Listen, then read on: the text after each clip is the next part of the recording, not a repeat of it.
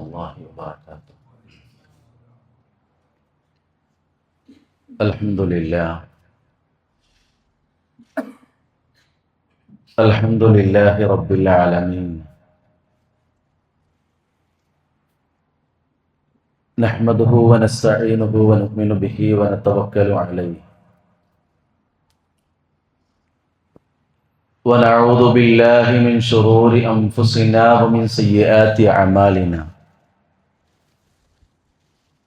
من يهده الله فلا مضل له ومن يضلل فلا هادي له. أشهد أن لا إله إلا الله وحده لا شريك له،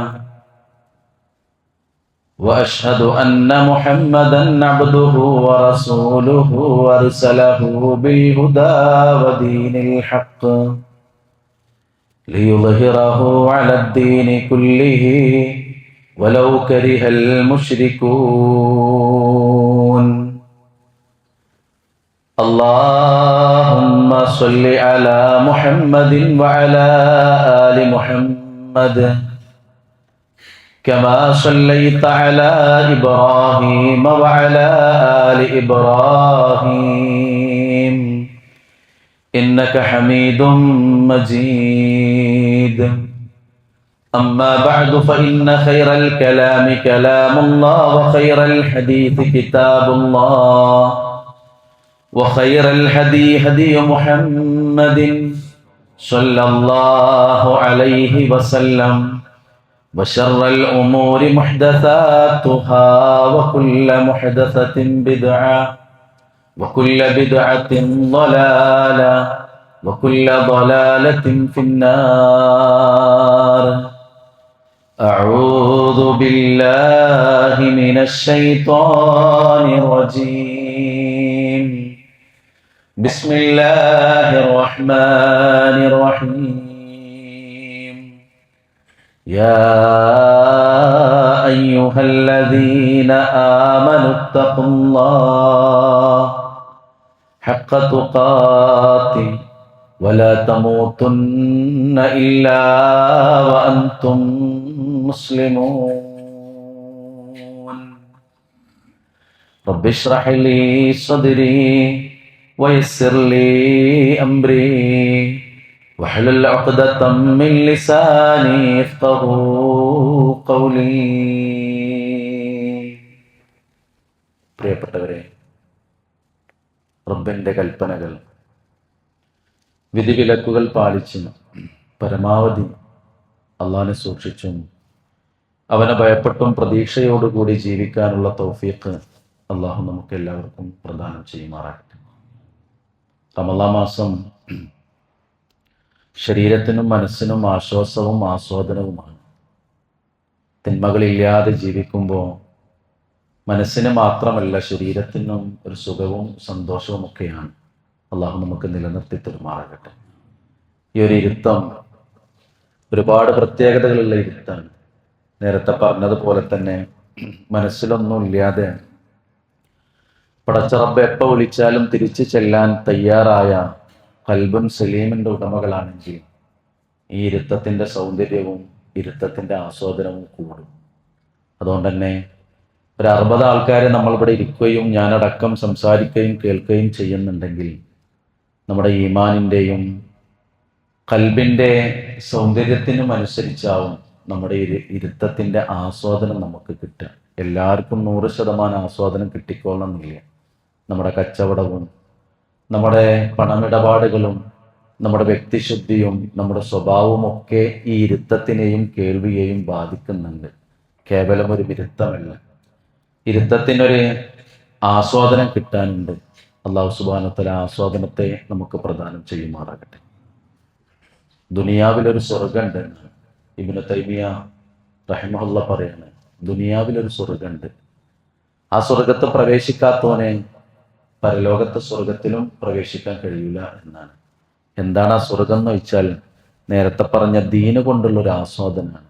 ബിലാൽ ഒന്ന് ബാങ്ക് കൊടുക്കുക, നമുക്കൊന്ന് റാഹത്തെടുക്കുക എന്ന് പറഞ്ഞില്ലേ, റാഹത്താണ്. നിസ്കാരവും നോമ്പും ഖുർആൻ പാരായണവും പ്രതികൂലമായ സാഹചര്യങ്ങളൊക്കെ ദീന് നെഞ്ചിലേറ്റുമ്പോൾ കിട്ടുന്ന പറഞ്ഞറിയിക്കാൻ കഴിയാത്ത ഒരു ആസ്വാദനവും ഉണ്ട്. അത് നഷ്ടപ്പെടും തിന്മ കൊണ്ട് എന്നുകൂടി പണ്ഡിതന്മാർ പഠിപ്പിച്ചെന്നത്. ദുനിയാവിലെ ശിക്ഷ അതാണെന്നാണ്. കാരണം ഒരു മനുഷ്യനെ കിട്ടേണ്ട ദുനിയാവിലെ ഏറ്റവും വലിയ സ്വർഗം ആസ്വാദനമാണ് ദീനിന്റെ. അത് നഷ്ടപ്പെടുന്നത് ദുനിയാവിൽ കിട്ടാവുന്നതിൽ വെച്ച് ഏറ്റവും വലിയ ശിക്ഷ എന്നാണ്. ഇത് രണ്ടും പറഞ്ഞാൽ നമ്മൾ പല ആളുകൾക്കും മനസ്സിലായിട്ടുണ്ടാവും, ചില ആളുകൾക്ക് ഇത് ഉൾക്കൊള്ളാൻ കഴിയില്ല. കാരണം നമ്മളൊരു പക്ഷേ ആ പരിസരത്തേക്ക് എത്തിയിട്ടുണ്ടാവില്ല. അള്ളാഹു സുബ്ഹാനഹു വ തആല തിന്മകളിൽ നിന്ന് അകന്ന് ദുനിയാവിലെ സ്വർഗത്തിൽ പ്രവേശിക്കപ്പെടുന്നവരിൽ നമ്മൾ ഉണ്ടാവണം. അള്ളാഹു തന്നെ നമുക്ക് തൗഫീഖിനെ പ്രദാനം ചെയ്യുമാറാകട്ടെ. സഹോദരങ്ങളെ, റമദാന്റെ പകുതി പിന്നിട്ടോ. ഇന്നൊരു സ്പെഷ്യൽ ഡേ ആണ്. നമ്മുടെ പള്ളിയിൽ തടിച്ചുകൂടിയതിനേക്കാൾ ആളുകൾ പല പള്ളികളിലും ഇന്ന് തടിച്ചുകൂടിയ ദിവസമാണ്. പലപ്പോഴും ഇന്ന് രാവിലെ സുബഹിക്ക് ശേഷം അങ്ങനെ ക്ലാസ് എടുത്തിട്ട് ബദറുമായി ബന്ധപ്പെട്ട ഒരു 10 മിനിറ്റ് ക്ലാസ്സാണ്. അപ്പോൾ അത് കഴിഞ്ഞിട്ട് പിന്നെ വിട്ടുപോയി എന്ന് തോന്നി. അങ്ങനെ ഉണ്ടല്ലോ, ചിലപ്പോൾ സംസാരിച്ച് കഴിഞ്ഞ് നമ്മൾ ആ സദസ്സിന്ന് പിരിഞ്ഞ പഠിച്ചോന്ന് എന്തും കൂടി പറയായിരുന്നു എന്ന് തോന്നാറുണ്ട്. അങ്ങനെ ഇന്ന് രാവിലെ വിട്ടുപോയി എന്ന് തോന്നിയൊരു പോയിന്റാണ്. പലപ്പോഴും ഞാൻ ഇന്ന് രാവിലെ സുബഹിക്ക് സംസാരിച്ച പള്ളീൻ്റെ അപ്പുറത്തൊരു വലിയ പള്ളിയുണ്ട്. ആ പള്ളിയിൽ ഈ 2-3 കൊല്ലമായി ഞാൻ പരിചയമുണ്ട്. ഈദുൽ അദ്ഹയ്ക്ക് അറവുണ്ടാകുന്നേക്കാൾ കൂടുതൽ അറവുണ്ടാകുന്ന ദിവസമാണ് എന്തെന്ന് വെച്ചെന്ന് എന്നിട്ട് ഇങ്ങനെ ആലോചിച്ച് ആ പള്ളിൻ്റെ സമീപത്തിരുന്ന് നമ്മളൊരു ചെറിയ പള്ളിയിരുന്ന് സംസാരിക്കുമ്പോൾ അവിടുത്തെ ആൾക്കാർക്ക് വേഗം ബോധ്യപ്പെടാനുള്ളൊരു പോയിന്റായിരുന്നു, പടച്ചോനോടാണോ ഏത് ബലിയാണ് ഏറ്റവും താല്പര്യം? ഈദുൽ അദ്ഹയ്ക്ക് ഉള്ള താല്പര്യത്തെക്കാൾ താല്പര്യത്തോടു കൂടി മനുഷ്യന്മാർ കാണണമെങ്കിൽ അവർ അത് ഉൾക്കൊള്ളേണ്ട സ്ഥലങ്ങളിൽ നിന്ന് അവർക്ക് കിട്ടിയ മെസ്സേജ് എന്താവും? അവർ പറയുന്നുണ്ടോ ഇല്ലേ എന്നുള്ളതിലപ്പുറം ഒരു ബലിപെരുന്നാളിന് അറക്കേണ്ട അറവിന്റെ ഒരു മൃഗത്തേക്കാൾ എണ്ണ കൂടുതൽ ബദരീങ്ങളിന്റെ ആണ്ടിനെ അറക്കുന്ന എണ്ണത്തിനുണ്ട് എങ്കിൽ ഞോലൊന്നും പ്രസംഗിച്ചിട്ടില്ലെങ്കിലും സാധാരണക്കാരന് കിട്ടുന്ന ഒരു മെസ്സേജ് ഉണ്ടാവുമല്ലോ. ആ മെസ്സേജ് എന്താവും എന്നുള്ളതാണ്. അതുകൊണ്ട് പ്രിയപ്പെട്ടവരെ, നമുക്കൊരുപാട് തിരിച്ചറിവുകൾ സമ്മാനിച്ച ബദർ, എല്ലാ കൊല്ലവും നമ്മൾ ബദറിനെ കുറിച്ച് കേൾക്കാറുണ്ട്. നമുക്ക് കേൾക്കാനും നമുക്ക് പറയാനുള്ളതല്ല ശരിക്കും ബദർ. ആണ്ട് കഴിക്കാനും ഭക്ഷണം കഴിക്കാനും ഉള്ളതല്ല. ശരിക്കും വായിക്കുമ്പോൾ നമുക്ക് രോമം എണീറ്റ് നിൽക്കുന്ന സന്ദർഭങ്ങളുണ്ട്. കണ്ണ് നിറഞ്ഞു വായിക്കാൻ കഴിയാത്ത സന്ദർഭങ്ങൾ ഉണ്ടാവും. ചില ചരിത്രങ്ങളൊക്കെ വായിക്കുമ്പോൾ ബദർ എന്ന് പറഞ്ഞൊരു ജീവിതമായിരുന്നു. നമുക്കിപ്പോൾ അതിങ്ങനെ കേൾക്കാൻ കാലം നീട്ടിയിരിക്കാനും ചാരിയിരിക്കാനും പഴയ കാലത്തില്ലാത്ത സൗകര്യത്തിൽ ഇങ്ങനെ തണുപ്പിച്ച പള്ളിൻ്റെ ഉള്ളിൽ നിന്ന് കേൾക്കാനൊക്കെ നമുക്ക് സുഖമാണ്. കാരണം നമ്മളെ തിരക്കിൻ്റെ ഇടയിൽ വന്നിരുന്ന് നമ്മൾ റെസ്റ്റിലാണ്. ഇപ്പോൾ ഈ റെസ്റ്റ് കൊടുത്ത് പിന്നെ നമ്മളിങ്ങനെ വിശ്രമിച്ചു കൊണ്ടത് കേൾക്കുകയാണ് നമ്മൾ. പക്ഷെ ഓല് ഹിജറ 2-ലാണ് രണ്ടും നടക്കുന്നത്. നോമ്പ് നിർബന്ധമാകുമ്പോൾ ഹിജറ 2-ലാണ്, ഹിജറ 2-ലാണ് ബദറും നടക്കുന്നത്. ഓലെ സംബന്ധിച്ചിടത്തോളം ഇത് ജീവനായിരുന്നു, പോരാട്ടായിരുന്നു. മുന്നിലിങ്ങനെ പച്ചയായ ശരീരത്തേക്ക് ഇങ്ങനെ എന്താ വെച്ചാൽ പ്രിയപ്പെട്ടവരെ, പിന്നെ മൂർച്ചുള്ള വാളും അമ്പും ഇങ്ങനെ കയറുകയാണ് ശരീരത്തേക്ക്. അതാണല്ലോ യുദ്ധം. നമുക്കിപ്പോൾ അതൊന്നുമില്ല. അവിടെ നിന്നുകൊണ്ടാണ് നമ്മൾ ബദർ കേൾക്കേണ്ടത്, ബദർ പറയേണ്ടത്, ബദറിൻ്റെ പാഠങ്ങൾ നമ്മൾ ഉൾക്കൊള്ളേണ്ടത്. ഇല്ലെങ്കിൽ അതിൻ്റെ ഒരു പൂർണ്ണത നമുക്ക് കിട്ടില്ല. കാരണം ഇങ്ങനെ മുന്നിൽ ശത്രു കഴുത്തിറക്കാൻ നിൽക്കുകയാണ്. കഴുത്തിങ്ങനെ കാണിച്ചു കൊടുക്കേണ്ടതാണ്. ആ കഴുത്തിലേക്ക് വരുന്ന വിട്ട് കയ്യിലുള്ള പരിച കൊണ്ട് ഇങ്ങനെ കാണിച്ച് തടയേണ്ട ഒരു സമയമാണ്. അങ്ങനത്തെ ഒരു സമയം നമുക്കൊരു പക്ഷെ അനുഭവത്തിൽ വരാത്തതുകൊണ്ട് നമ്മൾ എത്ര പറഞ്ഞാലും ചിലപ്പോൾ നമുക്ക് ഉൾക്കൊള്ളാൻ കഴിയില്ല. എങ്കിലും വിശ്വാസികൾ എന്നുള്ള നിലക്ക് ബദർ നമുക്ക് നൽകുന്ന കുറേ പാഠങ്ങളുണ്ട് പ്രിയപ്പെട്ടവർ. അത് നമ്മൾ ഉൾക്കൊണ്ടേ പറ്റും. വിശുദ്ധ ഖുർആനിൽ അള്ളാഹു ബദറിന്റെ ദിനത്തെ പരിചയപ്പെടുത്തുന്നത് യൗമുൽ ഫുർഖാൻ എന്നാണ്.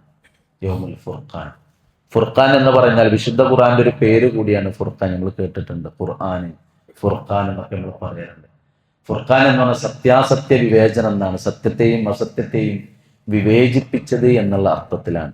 അപ്പൊ യൗമുൽ ഫുർഖാൻ എന്ന് പറഞ്ഞാൽ സത്യവും അസത്യവും വേർതിരിക്കപ്പെട്ട ദിനം, ബദറിന്റെ ദിനം എന്നാണ് അള്ളാഹു സുബ്ഹാനഹു വ തആല വിശുദ്ധ ഖുർആനിൽ നമുക്ക് പഠിപ്പിച്ചു തരുന്നത്. ഹിജറ 2-ലാണ് അത് നടക്കുന്നത്, റമളാൻ മാസത്തിലാണ്. ഇതൊക്കെ നമുക്കറിയാം, സാഹചര്യങ്ങളും അറിയാം. അവിടെ അബൂ സുഫിയാനെ നമ്മളൊന്ന് പരിചയപ്പെടേണ്ടതുണ്ട്. അബൂ സുഫിയാൻ റളിയല്ലാഹു അൻഹുവാണ്. പക്ഷേ റസൂലുള്ളാഹി വഫാത്താകുന്നതിൻ്റെ ഏതാനും വർഷങ്ങൾക്ക് മുമ്പ് മാത്രം ഇസ്ലാം സ്വീകരിച്ച മഹാനായ സ്വഹാബിയാണ് അബൂ സുഫിയാൻ റളിയല്ലാഹു അൻഹു. റസൂലുള്ളാഹിന്റെ അമ്മോശനാണ്. എന്ന് പറഞ്ഞാൽ നിങ്ങളെ നാട്ടിൽ പറഞ്ഞ ഭാര്യന്റെ ബാപ്പ കൂടിയാണ് ആര്? അബൂ സുഫിയാൻ റളിയല്ലാഹു അൻഹു. ഇസ്ലാം സ്വീകരിക്കുന്നത് മക്കം ഫത്തഹിലാണ്. മക്കം ഫത്തഹ് റസൂലുള്ള വഫാത്താവുന്നതിന്റെ ഏതാനും വർഷങ്ങൾക്ക് മുമ്പാണ് നടക്കുന്നത്. അബൂ സുഫിയാന് ബദറിൽ വല്ലാത്തൊരു പങ്കുണ്ട്. അബൂ സുഫിയാൻ ഖുറൈശികളിലെ പ്രമുഖ ഗോത്രത്തിന്റെ ഉന്നത കുലജാതനായ, ഉന്നതിയിൽ നിൽക്കുന്ന, ലീഡർഷിപ്പ് ക്വാളിറ്റിയുള്ള, എല്ലാവരും അംഗീകരിക്കപ്പെടുന്ന ഒരു വ്യക്തി കൂടിയാണ്. മക്കയിൽ നിന്ന് റസൂൽ സല്ലല്ലാഹു അലൈഹി വസല്ലമയും സ്വഹാബത്തും ഹിജറ പോന്നു. ഹിജറിന്റെ ചരിത്രം നമുക്ക് പറയേണ്ട ആവശ്യമില്ല. അത് മനസ്സിലുണ്ടാവുമ്പോഴേ ബദർ നമുക്ക് മനസ്സിലാവുള്ളൂ. ഹിജറ എന്താണ്, എന്തിനാണ്, എന്തായിരുന്നു അവിടുത്തെ 10-13 കൊല്ലം മക്കയിലേത് എന്ന് റസൂലുള്ളാഹിന്റെയും സ്വഹാബത്തിന്റെയും ചരിത്രം, കഥ മനസ്സിലാക്കുന്നിടത്താണ് ബദർ നമുക്ക് ഉൾക്കൊള്ളാൻ കഴിയുക. അവിടുന്ന് പോന്നിട്ട് കുറച്ചൊക്കെ ഒരു സുഖത്തിലും സന്തോഷത്തിലും ആയി മദീനത്ത്, അന്നത്തെ യഥരിബില്, പിന്നെ മദീനത്തു റസൂൽ സല്ലല്ലാഹു അലൈഹി വസല്ലം നബിന്റെ പട്ടണമായി മാറി. നബി വന്നപ്പോ തന്നെ നബിന്റെ പേരിലേക്ക് പിന്നെ യഥരിബ് മാറി. അപ്പൊ അന്നത്തെ യഥരിബിൽ കുഴപ്പമില്ലാതെ ജീവിച്ചുകൊണ്ടിരിക്കുകയാണ്. ഒരു കുറച്ചൊക്കെ സമാധാനം. കാരണം അവിടുന്ന് കിട്ടിയതിനേക്കാൾ കുറച്ച് സന്തോഷം മദീനത്ത് നിന്ന് കിട്ടാൻ തുടങ്ങിയിരിക്കുകയാണ്. സ്വാഭാവികമായും മുഹാജിറുകൾ ഹിജറ ചെയ്ത് മക്കയിൽ നിന്ന് പോന്നപ്പോൾ ഓല് വെറും കൈയോടെ പോന്നിക്കണ്. കാരണം എല്ലാം പാടെ കുത്തിപ്പെറുക്കി കൊണ്ടുവരാനുള്ള സമയമില്ല, അതിന് കഴിയില്ല, ഒന്നുമില്ല. പക്ഷേ ഒരു പുരുഷായുസ് ജീവിതത്തിന്റെ കുറെ കാലം സമ്പാദിച്ച സമ്പാദ്യങ്ങള് മക്കയിൽ ഇട്ടിട്ടാ ഓല് പോന്നിക്കണം. ഓൽക്ക് ഒന്നേ ലക്ഷ്യം ഉണ്ടായിരുന്നുള്ളൂ, ദീനും ദുനിയാവും ഒന്നിച്ചു വന്നാൽ ഓൽക്ക് പിന്നെ വേറൊരു ഓപ്ഷൻ ഇല്ല. ഓല് ദീനുമൊക്കെ ചാടും. നമ്മളെ മാതിരിയല്ല, ദീനാണ് വേഗം തിരഞ്ഞെടുക്കുക. അതുകൊണ്ട് തന്നെ അന്ന് വരെയുള്ള ഇന്നലകളിലെ ശാരീരികമായിട്ടുള്ള അധ്വാനങ്ങളെയും അവർ സമ്പാദിച്ചെടുത്ത സമ്പത്തിനെ കുറിച്ചോ കുന്നുകൂട്ടി വെച്ച അവരുടെ നിധിയെക്കുറിച്ചൊന്നും അവർക്ക് ഓർമ്മ ഉണ്ടായിരുന്നില്ല. അവർ മദീനത്തേക്ക് പോകുന്നതാണ് നബിന്റെ കൂടെ ദീന് മുന്നിൽ കണ്ട് ആശയമനുസരിച്ച് ജീവിക്കാൻ വേണ്ടി. അതുകൊണ്ട് തന്നെ അവർ വിട്ടേച്ച് പോന്ന കുറെ സ്വത്തും സമ്പാദ്യവും ഒക്കെ മക്കയിലുണ്ട്. അതെല്ലാവരും അവർ എടുത്തിട്ടുണ്ട്. മക്കക്കാർ ശത്രുക്കൾ എടുത്തിട്ടുണ്ട്. ഇനിയും അവര് കച്ചവടം ചെയ്ത് മദീനത്തെ മുസ്ലിങ്ങൾക്കെതിരെ കോപ്പ് കൂട്ടാൻ നിൽക്കുകയാണ്. സിറിയയിലേക്ക്, ഷാമിലേക്ക് അബൂ സുഫിയാൻ റളിയല്ലാഹുവിന്റെ നേതൃത്വത്തിൽ കച്ചവട സംഘം പൊയ്ക്കുകയാണ്. അവിടുന്ന് തിരിച്ചു വരികയാണ്. അത് നബിക്ക് വിവരം കിട്ടി. അവർ ഇനിയും സാമ്പത്തികമായി ഉന്നതി പ്രാപിച്ചാൽ, അവർക്ക് കുറച്ചും കൂടിയൊക്കെ നിലപാടുകളിൽ വ്യത്യസ്തതയുണ്ടാക്കി സാമ്പത്തികമായ അടിത്തറയുണ്ടായാൽ അവരെന്തായാലും നമ്മുടെ നെഞ്ചത്ത് കയറും. അതുകൊണ്ട് പ്രതിരോധിച്ചേ പറ്റൂ. അബൂ സുഫിയാന്റെ നേതൃത്വത്തിൽ ഒരു 10-40 ആളുകളുള്ള, എന്നാൽ ഒരുപാട് ചരക്കുകളുള്ള, പോയി തിരിച്ചു വരികയാണ്. വിറ്റുവരവൊക്കെ വെച്ച് സമ്പത്ത് കൊണ്ടുപോയി തിരിച്ചു വരികയാണ്. നബി സല്ലല്ലാഹു അലൈഹി വസല്ലം സ്വഹാബികളോട് പറഞ്ഞു, അബൂ സുഫിയാന്റെ നേതൃത്വത്തിൽ സംഘം വരുന്നുണ്ട്, നമുക്കൊന്ന് തടയണം. 2 ലക്ഷ്യമായിരുന്നു അതുകൊണ്ട് ഉണ്ടായിരുന്നത്. ഒന്ന്, അവരുടെ ആ പാത ഒന്ന് തടസ്സപ്പെടുത്തണം. കാരണം അവർ പോകുന്ന സഞ്ചാരപാത ഷാമിലേക്കും സിറിയയിലേക്കും ഉള്ളതാണ്. അതിലൂടെ ഇനിയും അവർ തുടർന്നാൽ, അവർ സാമ്പത്തികമായി ഉന്നമനത്തിലെത്തിയാൽ മദീനത്ത് നമുക്ക് എന്ത് ചെയ്യാൻ പറ്റൂല, ജീവിക്കാൻ പറ്റൂല. കാരണം അതുകൊണ്ട് അതവർക്ക് ഒരു ചെറിയൊരു തടസ്സം ഉണ്ടാക്കണം. അവിടെ ഓലെ കച്ചവട മാർഗം ഒരു തടസ്സം ഉണ്ടാക്കണം. അതിനുവേണ്ടി തിരിച്ചു വരുമ്പോൾ റസൂൽ സല്ലല്ലാഹു അലൈഹി വസല്ലം ആ കൊച്ചു സംഘത്തെ ലക്ഷ്യം വെച്ച് കൊണ്ടുപോയ സ്വഹാബികളെ എണ്ണമാണ് 300 എന്തല്ല. ഇത് നമ്മൾ അടിസ്ഥാനപരമായി മനസ്സിലാക്കണം. യുദ്ധത്തിന് പോയതല്ല, മറിച്ച് അബൂ സുഫിയാന്റെ നേതൃത്വത്തിൽ കച്ചവട ലാഭവും കൊണ്ട് തിരിച്ചു വരുന്ന 10-40 ആളുകളുള്ള, ഒരുപാട് ഒട്ടകങ്ങളും അതുകൊണ്ടുള്ള നേട്ടങ്ങളുമായി കച്ചവടച്ചരക്ക് പോയി തിരിച്ചു വരിക, അവരായിരുന്നു ലക്ഷ്യം. പക്ഷേ അബൂ സുഫിയാൻ റളിയല്ലാഹു അൻഹു അന്ന് ഇസ്ലാം സ്വീകരിച്ചിട്ടില്ല. നമ്മൾ പറയുന്ന പോലെ കുറച്ചൊരു കാഞ്ഞ ബുദ്ധിയുള്ള ആൾ കൂടിയാണ്. കാരണം അങ്ങനെയാണ്, നല്ല കുറച്ച് മുന്നിൽ നിൽക്കാൻ പറ്റിയ ഒരാളാണ്. അദ്ദേഹം 2 പണിയാണ് അപ്പെടുത്തത്. മുഹമ്മദ് നബി സല്ലല്ലാഹു അലൈഹി വസല്ലം വരുന്നുണ്ട്. ഇപ്പൊ ഇന്നത്തെ മാതിരി വാട്സപ്പും പിന്നെ സോഷ്യൽ മീഡിയയും ഒന്നും ഇല്ലാത്തൊരു കാലാണല്ലോ. അന്ന് ദൂതന്മാർ മുഖേനയാണ് ഒരു വാർത്തയൊക്കെ കിട്ടാൻ സമയം കുറെ എടുക്കുമല്ലോ. അതുകൊണ്ട് തന്നെ റസൂൽ സല്ലല്ലാഹു അലൈഹി വസല്ലമ വരുന്നുണ്ട് തടയാൻ എന്നറിഞ്ഞപ്പോൾ അദ്ദേഹം എടുത്ത 2 പണിയാണ്. ഒന്ന്, ലംലം എന്ന മനുഷ്യനെ കൂട്ടത്തിൽ നിന്നും മക്കയിലേക്ക് പറഞ്ഞയച്ചു. എന്ന് പറഞ്ഞാൽ കുറച്ച് ആൾക്കാരെ വിട്ടുതരണം. മുഹമ്മദ് നബിയും സംഘവും എന്ത് ചെയ്യുന്നുണ്ട്, തടയാൻ വരുന്നുണ്ട്. ഒന്നാമത്തെ പണി അതാ. 2ാമത്തെ പണി അദ്ദേഹം എടുത്തത്, സാധാരണ മക്കയ്ക്ക് തിരിച്ചു വരുന്ന റൂട്ടിൽ നിന്ന് മാറ്റിപ്പിടിച്ച് തീരപ്രദേശത്തു കൂടെയാണ് യാത്ര വന്നത്. ഈ 2 സ്റ്റെപ്പ് എടുത്തത്. ആ 2 സ്റ്റെപ്പും അദ്ദേഹത്തിന് വിജയമായിരുന്നു. കാരണം അവർ ആ തീരപ്രദേശത്ത് കൂടെ പോന്ന് പ്രവാചകനും സഹാബത്തും കണ്ടുമുട്ടാനുള്ള സ്ഥലത്ത് നിന്ന് അതിജയിച്ചു പോന്നപ്പോ വീണ്ടും അബൂ സുഫിയാൻ മക്കത്തേക്ക് ആളയച്ചു. ആളെ പറഞ്ഞേക്കേണ്ട ആവശ്യമില്ല, ഞങ്ങൾ സേഫായിട്ടുണ്ട് എന്നായിരുന്നു. പക്ഷെ അപ്പത്തേക്ക് അവിടുന്ന് എന്ത് ചെയ്തിരുന്നു? ആള് പോന്നിരുന്നു. അവിടെ ഭയങ്കരമായ ചർച്ചയും ഒരുക്കങ്ങളും നടന്ന് 1000-ഓളം വരുന്ന ആളുകൾ ഒരു യുദ്ധത്തിനാണ് പോകുന്നത്. ആര്? മക്കയിൽ നിന്നും അബൂ സുഫിയാൻ പറഞ്ഞു വിട്ട ദൂതൻ അവിടെ എത്തി അവർക്ക് കൊടുത്ത വാർത്തക്കനുസരിച്ച് മുഹമ്മദും സംഘവും സല്ലല്ലാഹു അലൈഹി വസല്ലമയെ തടുക്കാൻ വേണ്ടി അവരെന്ത് ചെയ്താണ്? കോപ്പ് കൂട്ടിയിട്ടാ വന്നത്, യുദ്ധത്തിന് കോപ്പ് കൂട്ടിയിട്ടാ വന്നത്. വേണ്ടാന്ന് പറഞ്ഞാലും പിന്നെ ഏതായാലും പുറപ്പെട്ടതല്ലേ എന്ന് പറഞ്ഞ് അവരെന്ത് ചെയ്യുന്നു? പോന്നു എന്നാണ്. അവിടെ നിന്നാണ് അള്ള പറഞ്ഞത്, ഇന്ന് നിങ്ങൾ എന്ത് ചെയ്യണം? 300 ചില്ലാന ആളുകൾ വെച്ചിട്ട് യുദ്ധം ചെയ്യണം. ആ മാനസികാവസ്ഥ നമ്മൾ കാണണം. എന്താന്ന് വെച്ചാൽ മക്കയെന്ന് മദീനത്തേക്ക് എത്തിയിട്ടില്ല. യുദ്ധം എന്ന് പറഞ്ഞ സാധനം പോലെ എന്ത് ചെയ്തിട്ടില്ല. ഇതൊരു ഇസ്ലാമിലെ ആദ്യത്തെ യുദ്ധമാണല്ലോ, ചെയ്തിട്ടില്ല. ആ നിലക്ക് പഴമയും അവരുടെ അറബികളും അതല്ലെങ്കിൽ അവരുടെ ഒരു പശ്ചാത്തലവും വെച്ച് പരിചയമുണ്ട് എന്നുള്ളതിലപ്പുറം ഇസ്ലാമിന്റെ ആദ്യത്തെ യുദ്ധമാണല്ലോ ബദർ. അതുകൊണ്ട് തന്നെ അതും ചില്ലാനം ആളുകളാണുള്ളത്. അല്ലാഹു സുബ്ഹാനഹു വ തആല റസൂൽ സല്ലല്ലാഹു അലൈഹി വസല്ലമക്ക് പിന്നെ കൽപ്പന കൊടുത്ത് യുദ്ധമാണ് വേണ്ടത്. നിങ്ങൾ ആലോചിച്ച്, ഒരു 300 ചില്ലാന ആൾക്കാരുണ്ട്, നേതാവ് നബി ഉണ്ട്. കച്ചവട സംഘത്തുനിന്ന് കിട്ടുന്ന വരവും മുന്നിൽ കണ്ട് സ്വപ്നം കണ്ട് മക്കയെന്ന് വിട്ടുപോകുന്നത് ഇനി ഞങ്ങൾക്ക് ഇതുകൊണ്ട് കിട്ടി, ഞങ്ങളുടെ ജീവിതത്തെ ഇരുതല കൂട്ടിമുട്ടിക്കാനുള്ള മാർഗമുണ്ടല്ലോ എന്നും വിചാരിച്ച് പോവുകയാണ്. അന്നത്തെ യുദ്ധ നിയമങ്ങളും അന്നത്തെ രാജ്യനിയമമൊക്കെ അതിന് അനുകൂലമാണ്. ആ അവസ്ഥയിലേക്ക് സ്വപ്നം കണ്ടുവർ പോവുകയാണ്. അവിടെ എത്തിയിട്ട് അത് പറയണ ഇനി എന്ത് ചെയ്യണം? യുദ്ധം ചെയ്യണം എന്ന് പറയുന്നു. സ്വാഭാവികമായും റസൂൽ സല്ലല്ലാഹു അലൈഹി വസല്ലമ ഒരുമിച്ചിരുത്തി സ്വഹാബത്തിനെ ഒരുമിച്ചിരുത്തി ശൂറ കൂടെ യോഗം കൂടാണ്. ആ യോഗത്തില് റസൂൽ സല്ലല്ലാഹു അലൈഹി വസല്ലം പറയാണ്, നമുക്ക് ഇനി യുദ്ധമാണ് ചെയ്യാനുള്ളത് എന്ന്. മുഹാജിറുകൾ കൂടെയുണ്ടെന്ന് റസൂലുള്ളാഹിക്ക് ഉറപ്പുണ്ട്. കാരണം നാടും വീടും വിട്ട് ഭാര്യനെയും മക്കളെയും വിട്ട് കൂടെ പോകുന്നവരിഞ്ഞ് ഞാൻ എവിടേക്ക് വിളിച്ചാലും പോരുന്നൊരു ഉറപ്പാർക്കുണ്ട്, അള്ളാഹിന്റെ റസൂലിന്. അതുകൊണ്ട് മുഹാജിറുകളെ കുറിച്ചൊരു ബേജാറുണ്ടായിരുന്നില്ല. പക്ഷെ സൻസാറുകളെ കുറിച്ച് ഒരു ബേജാർ, ഒരു ഭയം ഉണ്ട്. ഭയം എന്ന് പറഞ്ഞാൽ എന്താകും അവരിൽ നിന്നുള്ള പ്രതികരണം എന്നാണ്. അപ്പൊ റസൂൽ സല്ലല്ലാഹു അലൈഹി വസല്ലം അവിടെയും ഇവിടെയും പറയാതെ റസൂലുള്ള അങ്ങനെ സംസാരിച്ചുകൊണ്ടിരിക്കുകയാണ്. ആ സംസാരിച്ച് കൊണ്ടിരിക്കുന്നതിന്റെ ഇടയില് അൻസാറുകളുടെ നേതാവ് സഅദ് റളിയല്ലാഹു അൻഹു മനസ്സിലായി നബി ഞങ്ങളെ ഉദ്ദേശിക്കുന്നത്. കാരണം പോലെ അങ്ങനെയാണ് റസൂൽ സല്ലല്ലാഹു അലൈഹി വസല്ലമ പിന്നെ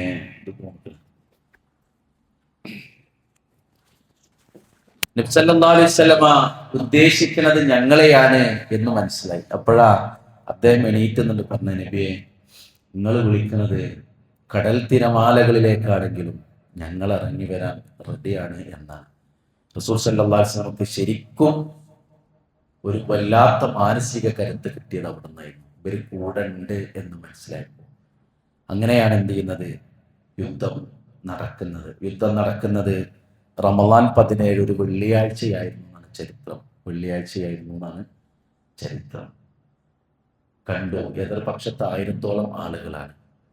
കുതിരന്റെ എണ്ണം ഇവിടെ ഇങ്ങനെ വിരലെണ്ണാവുന്നതേ ഉള്ളൂ. അവിടെ ഇങ്ങനെ നോക്കുമ്പോൾ കുറേ എണ്ണുണ്ട്. ഇവിടെ ഒട്ടകം കുറച്ചേ ഉള്ളൂ, അവിടെ കുറേ ഉണ്ട്. യുദ്ധക്കോപ്പുകളും ആയുധവും ഇവിടെ വളരെ കുറച്ചേ ഉള്ളൂ, അവിടെ കൂടുതലുണ്ട്. നിങ്ങൾ ആലോചിച്ചു, ഇരട്ടിയാണ്. അവിടെ ഒരു 1000-ഓളം ഉണ്ട്, 900 ചില്ലാനുണ്ട്, ഇവിടെ 300 ചില്ലാനും വേണമല്ലോ. 2 ഇരട്ടിയിലധികം. എല്ലാം കൊണ്ടും സമ്പന്നരാണ് ശത്രുപക്ഷം. അവിടെയാണ് യുദ്ധം നടക്കുന്നത്. അല്ലാഹു സുബ്ഹാനഹു വ തആല മലക്കുകളെ ഇറക്കി. റസൂൽ സല്ലല്ലാഹു അലൈഹി വസല്ലമക്കും സഹാബത്തിനും വിജയം കൊടുത്തു. അവർ തിരിച്ചു പോന്നു. 170 ആളുകൾ അവിടെ നിന്ന് കൊല ചെയ്യപ്പെട്ടു. 14 ആളുകൾ ഇവിടെ നിന്നും ഷഹീദായി. യുദ്ധാർജിത സ്വത്ത് കുറെ കിട്ടി. 2 നേട്ടങ്ങളാണ് ഉണ്ടായത്. ഒന്നെന്താന്ന് വെച്ചാൽ സാമ്പത്തികമായി നിങ്ങൾക്കറിയാം, മക്കയിൽ നിന്ന് മദീനയ്ക്ക് പോയപ്പോൾ റസൂൽ അവിടെ നടത്തിയൊരു നിയമം എന്താണെന്നറിയും? അവിടെ ഒരു അനന്തര സ്വത്തിന്റെ ഒരു സ്പെഷ്യൽ നിയമം കൊണ്ടുവന്നു മദീനയിൽ. അപ്പൊ അനന്തര സ്വത്ത് ആർക്കാ കിട്ടും? ബാപ്പ മരിച്ചാൽ ആ ബാപ്പവുമായി ബന്ധപ്പെട്ട് നിൽക്കുന്ന ആളുകൾക്ക് കിട്ടും. മക്കയിൽ നിന്ന് മദീനത്തേക്ക് പോയ ആൾക്കാർ റസൂൽ സല്ലല്ലാഹു അലൈഹി വസല്ലം മക്കയിലെ ഓരോരുത്തരെ പിടിച്ചിട്ട് അൻസാറുകളെ ഏൽപ്പിച്ചല്ലോ. ഇനി ആ അൻസാറുകൾ മരിക്കുകയാണെങ്കിൽ ആ അൻസാരി സ്വഹാബിന്റെ സ്വത്തുനിന്നൊരു വിഹിതം ആർക്ക് വരും? അനന്തര സ്വത്തായിട്ട് മുഹാജിറിന് വരും. അത് വല്ലാത്തൊരു നിയമമാണ്. റസൂലുള്ളാഹി ആദ്യം അവിടെ എത്തിയിട്ട് ഓരോടൊക്കെ സംസാരിച്ച് നിലനിർത്തിയ ഒരു നിയമം. കാരണം എന്താ വെച്ചാൽ ഇവിടുന്ന് പോയൊരു തോന്നുന്നില്ല. അതുകൊണ്ട് തന്നെ റസൂലുള്ള മുഹാജിറുകളെ ഓരോരുത്തരും ഇങ്ങനെ ഡിവൈഡ് ചെയ്ത് കൊടുത്തു. പുനരധിവാസം നടക്കുകയാണ്. ആ പുനരധിവാസം നടക്കുമ്പോൾ റസൂലുള്ള വിഭജിച്ചു കൊടുത്ത ഓരോരുത്തരെ, ഒന്നിലധികം ഭാര്യമാരുള്ളവരെ വിട്ടുകൊടുത്തിട്ടുണ്ട്. കച്ചവട സ്ഥാപനത്തിന് രണ്ടാക്കി പകുത്ത് നൽകിയിട്ടുണ്ട്. സ്വത്തുനിന്ന് പകുതി നൽകിയിട്ടുണ്ട്, പലതും നൽകിയിട്ടുണ്ട്. അതിനോടൊപ്പം റസൂലുള്ള പറഞ്ഞു, ഒരു അനന്തരം അതും കൂടി നിങ്ങൾ എന്ത് ചെയ്യണം, കൊടുക്കണം. നിങ്ങൾ മരണപ്പെട്ടു പോലെ നിങ്ങൾക്ക് ബാക്കിയുള്ള നിങ്ങളുടെ കുടുംബക്കാർക്ക് പോണ പോലെ ഒരു വിധാനം പോകണം. നിങ്ങൾ ആലോചിക്കുക, ആ സഹോദരി ബന്ധം എന്താവും? അതാണ് ഇസ്ലാം നമുക്ക് പഠിപ്പിച്ചു തന്ന വല്ലാത്തൊരു സഹോദര്യ ബന്ധം. ഇത് അള്ളാഹു നിങ്ങൾക്ക് അനുഗ്രഹമായി തന്നാന്നാണ്. മനുഷ്യന്മാരെ മനസ്സ് അടുപ്പിക്കുക എന്നുള്ളത് നമ്മൾ വിചാരിച്ചിട്ട് കാര്യം. സുൽഹ് ഉണ്ടാക്കുന്ന ആള് സംസാരിക്കും, പക്ഷെ അടുപ്പിക്കേണ്ട ആളാരാണ്? അള്ളാഹ്. അത് ഖുർആൻ പറയുന്നുണ്ട്, നിങ്ങൾ അകന്ന് നിന്നിരുന്നവരെ, ഗോത്രങ്ങളായി തിരിഞ്ഞവരെ, പരസ്പരം പോരടിച്ചിരുന്നവരെ, അതെ നിങ്ങളുടെ മനസ്സ് ഏകീകരിപ്പിച്ചു എന്നുള്ളത് അള്ളാഹ് നിങ്ങൾക്ക് തന്ന അനുഗ്രഹമാണ്, നിഅമത്താണ്. ആ നിഅമത്ത് ഉണ്ടാക്കാൻ റസൂലുള്ളാഹി തോന്നുന്നതാണ്. നോക്കി നിങ്ങൾ, അങ്ങനെ ഒരു സാമ്പത്തിക അവസ്ഥ അവിടെ ഉണ്ടാക്കി. ആ നിയമം പിന്നെ കട്ടാക്കാൻ എപ്പോഴാന്ന് വെച്ചാൽ ബദർ കഴിഞ്ഞിട്ടാണ്.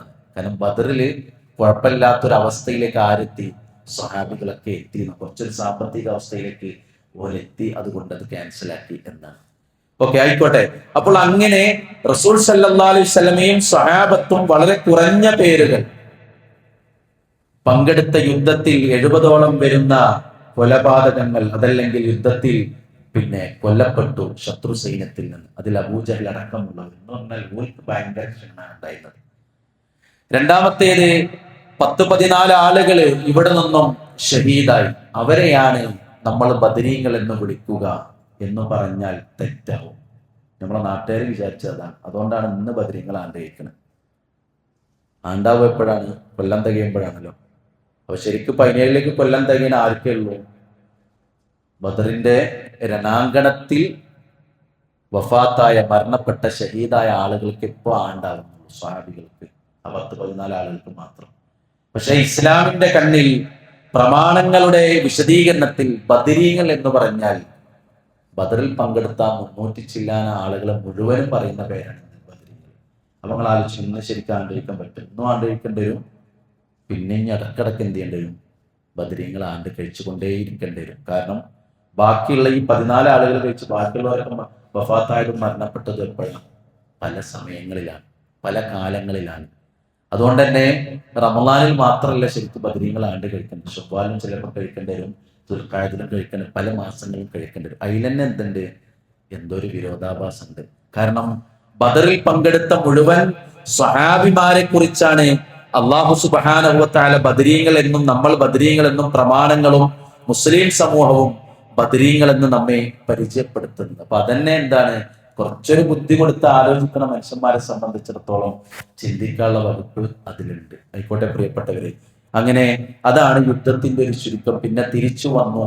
അതോടൊപ്പം തന്നെ പിന്നെ അറബ് പ്രദേശങ്ങളിൽ മുസ്ലിങ്ങൾക്ക് എന്ത് ചെയ്തു? ഒരു ഇസ്സത്ത് ഉണ്ടായി ബദർ യുദ്ധം കൊണ്ട്. കാരണം ആട്ടിയോടിക്കപ്പെട്ടവരാണ്, അകറ്റപ്പെട്ടവരാണ്, എല്ലാവരാലും പിന്നെ പുറന്തള്ളപ്പെട്ടവരാണ്, ഒന്നുമില്ലാതെ സ്വന്തം നാട്ടിൽ നിന്ന് പോന്നവരാണ്. പക്ഷേ ബദറോട് കൂടിയിട്ട് എന്ത് ചെയ്തു?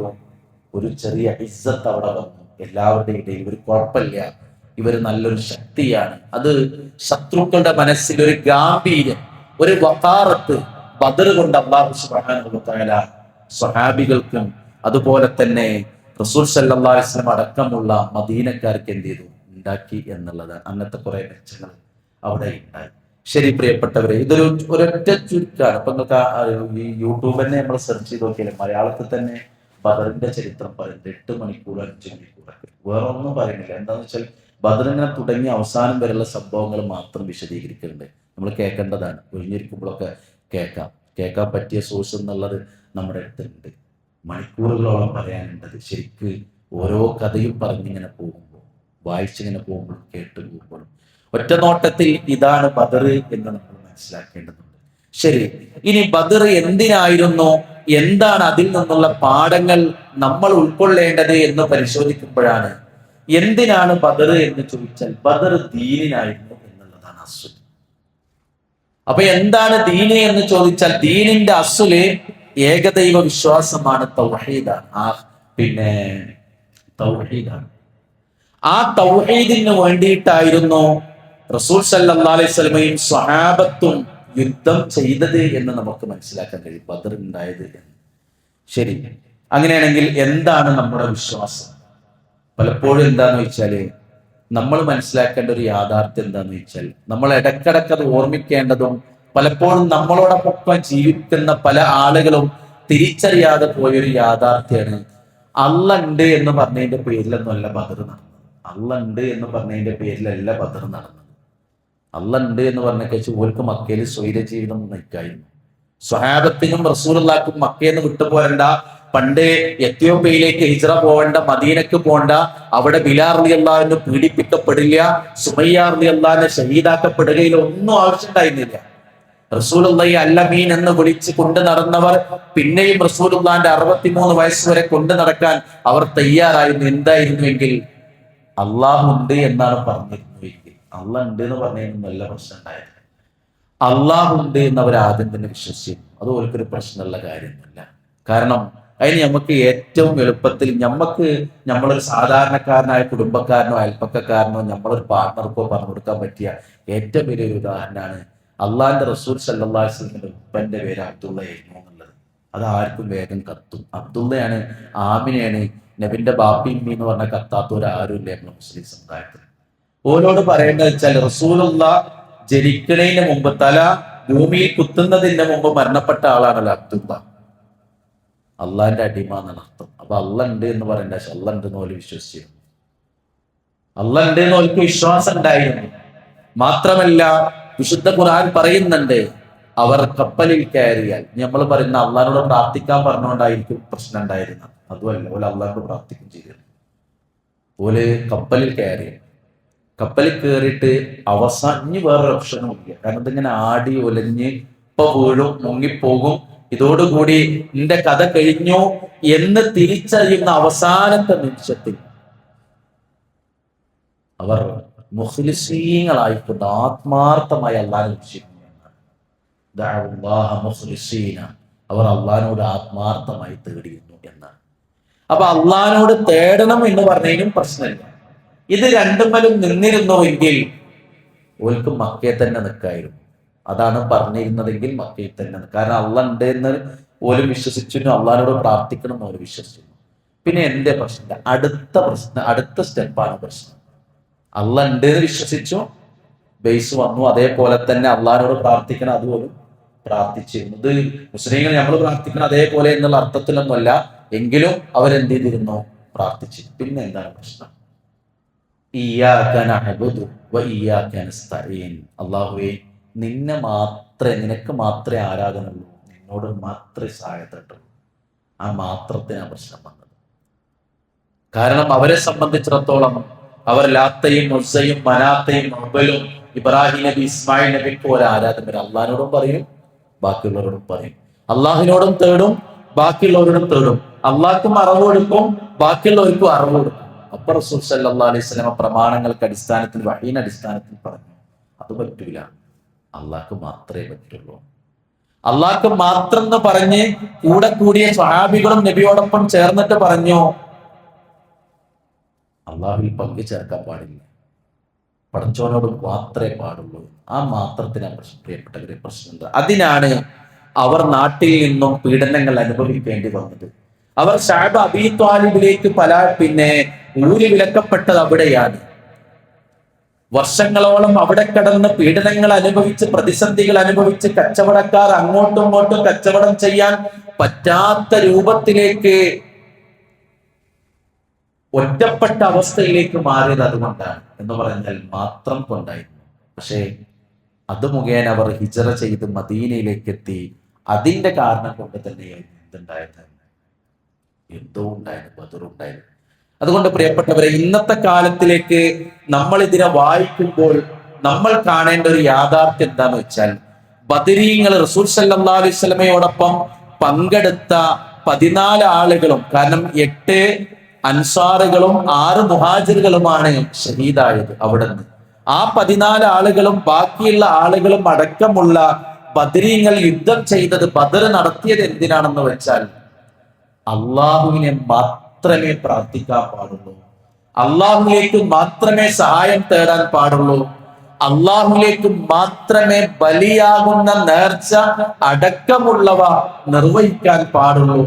അള്ളാഹു മാത്രമാണ് എല്ലാം കാണുന്നവൻ, അള്ളാഹു മാത്രമാണ് എല്ലാം കേൾക്കുന്നവൻ, അള്ളാഹു മാത്രമാണ് എല്ലാറ്റിനും കഴിവുള്ളവനും എല്ലാം അറിയുന്നവനും എന്ന് സ്ഥാപിക്കാൻ വേണ്ടിയിട്ടാണ് ബദർ യുദ്ധം നടത്തിയത്.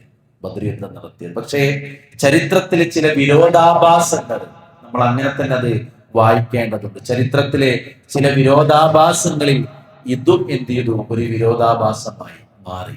ഇബ്രാഹിം നബി അലൈഹി സ്വലാത്തു വസ്സലാം, അബുൽ അംബിയ, തൗഹീദിന്റെ മുന്നണിപ്പടയാളി പോരാളി എന്നൊക്കെ നമ്മൾ പറഞ്ഞ ഇബ്രാഹിം നബി അലൈഹി സ്വലാത്തു വസ്സലാം, അദ്ദേഹം അള്ളാഹനെ മാത്രമേ ആരാധിക്കാൻ പാടുള്ളൂ എന്ന് പറഞ്ഞ വ്യക്തിയാണ്, പ്രവാചകനാണ്. പക്ഷേ കാലങ്ങൾക്ക് ശേഷം ചരിത്രത്തിൽ ഇബ്രാഹിം നബി ആരാധിക്കപ്പെട്ടിട്ടുണ്ട്. ഇബ്രാഹിം നബി അലൈഹി സ്വലാത്തു വസ്സലാം ആരാധിക്കപ്പെട്ടിട്ടുണ്ട്. കാരണം അള്ളാഹുലേക്ക് കരങ്ങൾ ഉയർത്താൻ പാടുള്ളൂ, അള്ളാഹുലേക്ക് ഇതൊക്കെ പാടുള്ളൂ എന്ന് പറഞ്ഞ മഹാനായ പ്രവാചകൻ അദ്ദേഹം പറഞ്ഞതിന് നേർ വിപരീതം അദ്ദേഹത്തിലേക്ക് പിന്നെ എന്ത് ചെയ്തിട്ടുണ്ട്? പ്രതീക്ഷകളും ഭയങ്ങളും ആരാധനകളും ഉയർത്തപ്പെട്ടിട്ടുണ്ട്. അദ്ദേഹം ആരാധിക്കപ്പെട്ടിട്ടുണ്ട്. ഈസാ നബി അലൈഹി സ്വലാത്തു വസ്സലാം ഏകനായ അള്ളാഹുവിനെ മാത്രമേ ആരാധിക്കാൻ പാടുള്ളൂ എന്ന് പറഞ്ഞ് കടന്നു വന്ന, ഞാൻ ആ പടച്ചവന്റെ അടിമയാണ് എന്ന് പറഞ്ഞ പ്രവാചകൻ അദ്ദേഹം ഇന്ന് എന്ത് ചെയ്യുന്നുണ്ട്? ആരാധിക്കപ്പെട്ടുകൊണ്ടേ ഇരിക്കുന്നുണ്ട്. അദ്ദേഹം ദൈവത്തിന്റെ അംശം കൂടിയാണ് എന്ന് പറയുന്നിടത്തേക്ക് വരെ നമ്മുടെ സമൂഹത്തിൽ ഒരു പ്രത്യേക മതവിഭാഗം എത്തിയിട്ടുണ്ട്. ചരിത്രത്തിൽ ഇങ്ങനെ കുറെ വിരോധാഭാസങ്ങളുണ്ട്. എന്നതുപോലെ പ്രിയപ്പെട്ടവരെ, മുസ്ലിം സമുദായത്തിന്റെ ഉള്ളിലേക്ക് വരുമ്പോൾ ആ രണ്ടെണ്ണത്തിനെ പരിചയപ്പെടുത്തുന്ന അത്ര പൂർണ്ണതയിൽ നമുക്ക് പരിചയപ്പെടുത്താൻ പറ്റിയിട്ടില്ലെങ്കിലും നമുക്ക് എന്തുണ്ട്? അതിൻ്റെ ഒരു ആവർത്തനമൊക്കെ നമുക്ക് ഇവിടെ കാണാൻ സാധിക്കുന്നുണ്ട്. കാരണം നോക്കൂ നിങ്ങൾ, ബലി അള്ളാഹ്ക്ക് മാത്രമേ പറ്റുള്ളൂ എന്ന് പറഞ്ഞ്, കാരണം അത് അല്ലാത്തവർക്ക് നിർവഹിച്ചാൽ അത് ഷിർക്കിന്റെയും കുഫറിന്റെയും പരിധിയിൽ പെടുമെന്ന് ആവർത്തിച്ച് പഠിപ്പിച്ച് അതിനു വേണ്ടി യുദ്ധം ചെയ്ത ആ ബദരീങ്ങൾക്ക് വേണ്ടി ബലിയിറക്കുന്ന ഒരു ദിവസമായി മുസ്ലിം സമുദായത്തിന്റെ ഇന്നും ബദർ 17 അതല്ലെങ്കിൽ റമദാൻ 17 ഒക്കെ എന്ത് ചെയ്തു? ആയി മാറി. അള്ളാഹു മാത്രമേ എല്ലാം കാണുന്നുള്ളൂ, എല്ലാം കേൾക്കുന്നുള്ളൂ, എല്ലാം അറിയുന്നുള്ളൂ എന്ന് പറഞ്ഞവർ ആ ബദരീങ്ങള് എന്ത് ചെയ്യും? കാണുന്നുണ്ട്, കേൾക്കുന്നുണ്ട്. കാരണം ഇന്ന് ബദർമാല കൂടി ചൊല്ലിപ്പറയുന്ന, പാടിപ്പറയുന്ന ദിനരാത്രങ്ങളാണ്. ബദർ മൗലീദ് ആഘോഷിക്കുന്ന ദിനങ്ങളാണ്. ബദർ മൗലീദിൽ പാടിയ പാട്ടുകളും ബൈത്തുകളും ഇന്നും നമ്മുടെ നാട്ടുകാർ അറിഞ്ഞോ അറിയാതെയോ, ആശയങ്ങൾ ഉൾപ്പെട്ടോ ഇല്ലാതെയോ അവർ നിർവഹിക്കുന്നുണ്ട്. കാരണം എല്ലാറ്റിനും കഴിവ് അള്ളാഹ്ക്ക് മാത്രമേ ഉള്ളൂ. രോഗം ശമിപ്പിക്കാനുള്ള കഴിവും രോഗം തരാനുള്ള കഴിവും ഒക്കെ, ദാരിദ്ര്യം നീക്കാനുള്ള കഴിവൊക്കെ അള്ളാഹ്ക്കാണ് എന്ന് പറഞ്ഞ് യുദ്ധം ചെയ്ത ആ ബദരീങ്ങൾ, അവർ ഞങ്ങളുടെ കടം നീക്കിത്തരും, അവർ ഞങ്ങളുടെ രോഗം നീക്കിത്തരും, അവർ ഞങ്ങളുടെ ബുദ്ധിമുട്ടുകൾ മാറ്റിത്തരും. വീട്ടിൽ ബദരീങ്ങളുടെ പേരെഴുതിയ എഴുത്തും ചുമരിൽ തൂക്കിയിട്ടുണ്ടെങ്കിൽ ആ വീട്ടിലേക്ക് പ്രയാസങ്ങളും പ്രതിസന്ധികളും വരില്ല എന്ന് വിശ്വസിച്ച് മുന്നോട്ട് പോകുന്ന, അറിഞ്ഞോ അറിയാതെയൊക്കെ അങ്ങനെയൊക്കെ നിർവഹിച്ചു പോകുന്ന ആളുകൾ ജീവിച്ചിരിക്കുന്ന ഒരു കാലഘട്ടത്തിലാണ് നമ്മൾ ഉള്ളത് എന്നുകൂടി നമ്മൾ മനസ്സിലാക്കേണ്ടതുണ്ട് പ്രിയപ്പെട്ടവർ. അതുകൊണ്ട് ഒന്ന് നമുക്ക് കിട്ടുന്ന ഒരു പാഠം, എന്തിനായിരുന്നോ ബദർ എന്ന് ചോദിച്ചാൽ അത് തൗഹീദിന് തന്നെയായിരുന്നു എന്ന് പറയേണ്ടതുണ്ട്. എന്തിനങ്ങനെ പറഞ്ഞെന്ന് വെച്ചാൽ നമ്മളൊന്നും ഇപ്പം അതിലുണ്ട് എന്നുള്ള നിർത്തില്ല പ്രിയപ്പെട്ടവർ.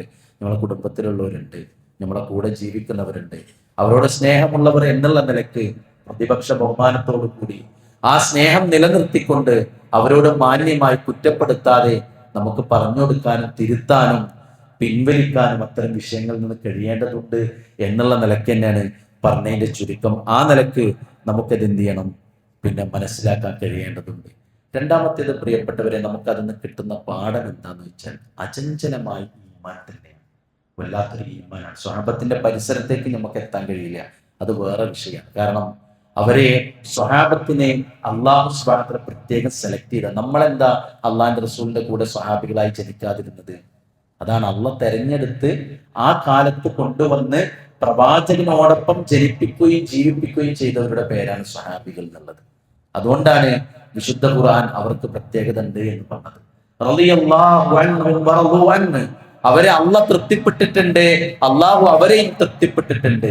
കുൻതും ഖൈറ ഉമ്മ ഉഖ്രിജത് ലിന്നാസ്. ജനങ്ങൾക്ക് വേണ്ടി പുറത്തു കൊണ്ടുവരപ്പെട്ട, സ്വന്തത്തിന് വേണ്ടി, സ്വന്തം കാര്യം നോക്കി ജീവിക്കാനല്ല. അത് നമ്മളെ പറ്റിയിട്ടും പറയാറുണ്ട്. പക്ഷെ ആദ്യം ഇതിന് ഈ സർട്ടിഫിക്കറ്റ് കിട്ടിയത് സ്വഹാബത്തിനാണ്. നമുക്ക് ഈ സർട്ടിഫിക്കറ്റ് കിട്ടണമെങ്കിൽ നമ്മൾ സ്വന്തം കാര്യം നോക്കി പോയിട്ട് കാര്യമില്ല. സ്വന്തം കാര്യം നോക്കി ഞാനും എൻ്റെ ഭാര്യയും കുട്ടികളും തട്ടാനെന്ന് പറഞ്ഞാൽ സ്വന്തം ഇബാദത്തുകളും സ്വന്തം കാര്യങ്ങളും നോക്കി ജീവിച്ചിട്ട് കാര്യമില്ല. മുസ്ലിം ഉമ്മത്തിന് വേണ്ടി കുൻതും ഖൈറ ഉമ്മ ഉഖ്രിജത് ലിന്നാസ്, ഉമ്മത്തിന് വേണ്ടിയിട്ടില്ല, മനുഷ്യന്മാർക്ക് വേണ്ടി, ജനങ്ങൾക്ക് വേണ്ടി പുറത്തു കൊണ്ടുവരപ്പെട്ട ഉത്തമമായ ഖൈറു ഉമ്മയാണ് നിങ്ങളെന്ന് ഖുർആൻ ആദ്യം പറഞ്ഞത് അവരുടെ മുഖത്ത് നോക്കിയിട്ടാണ്.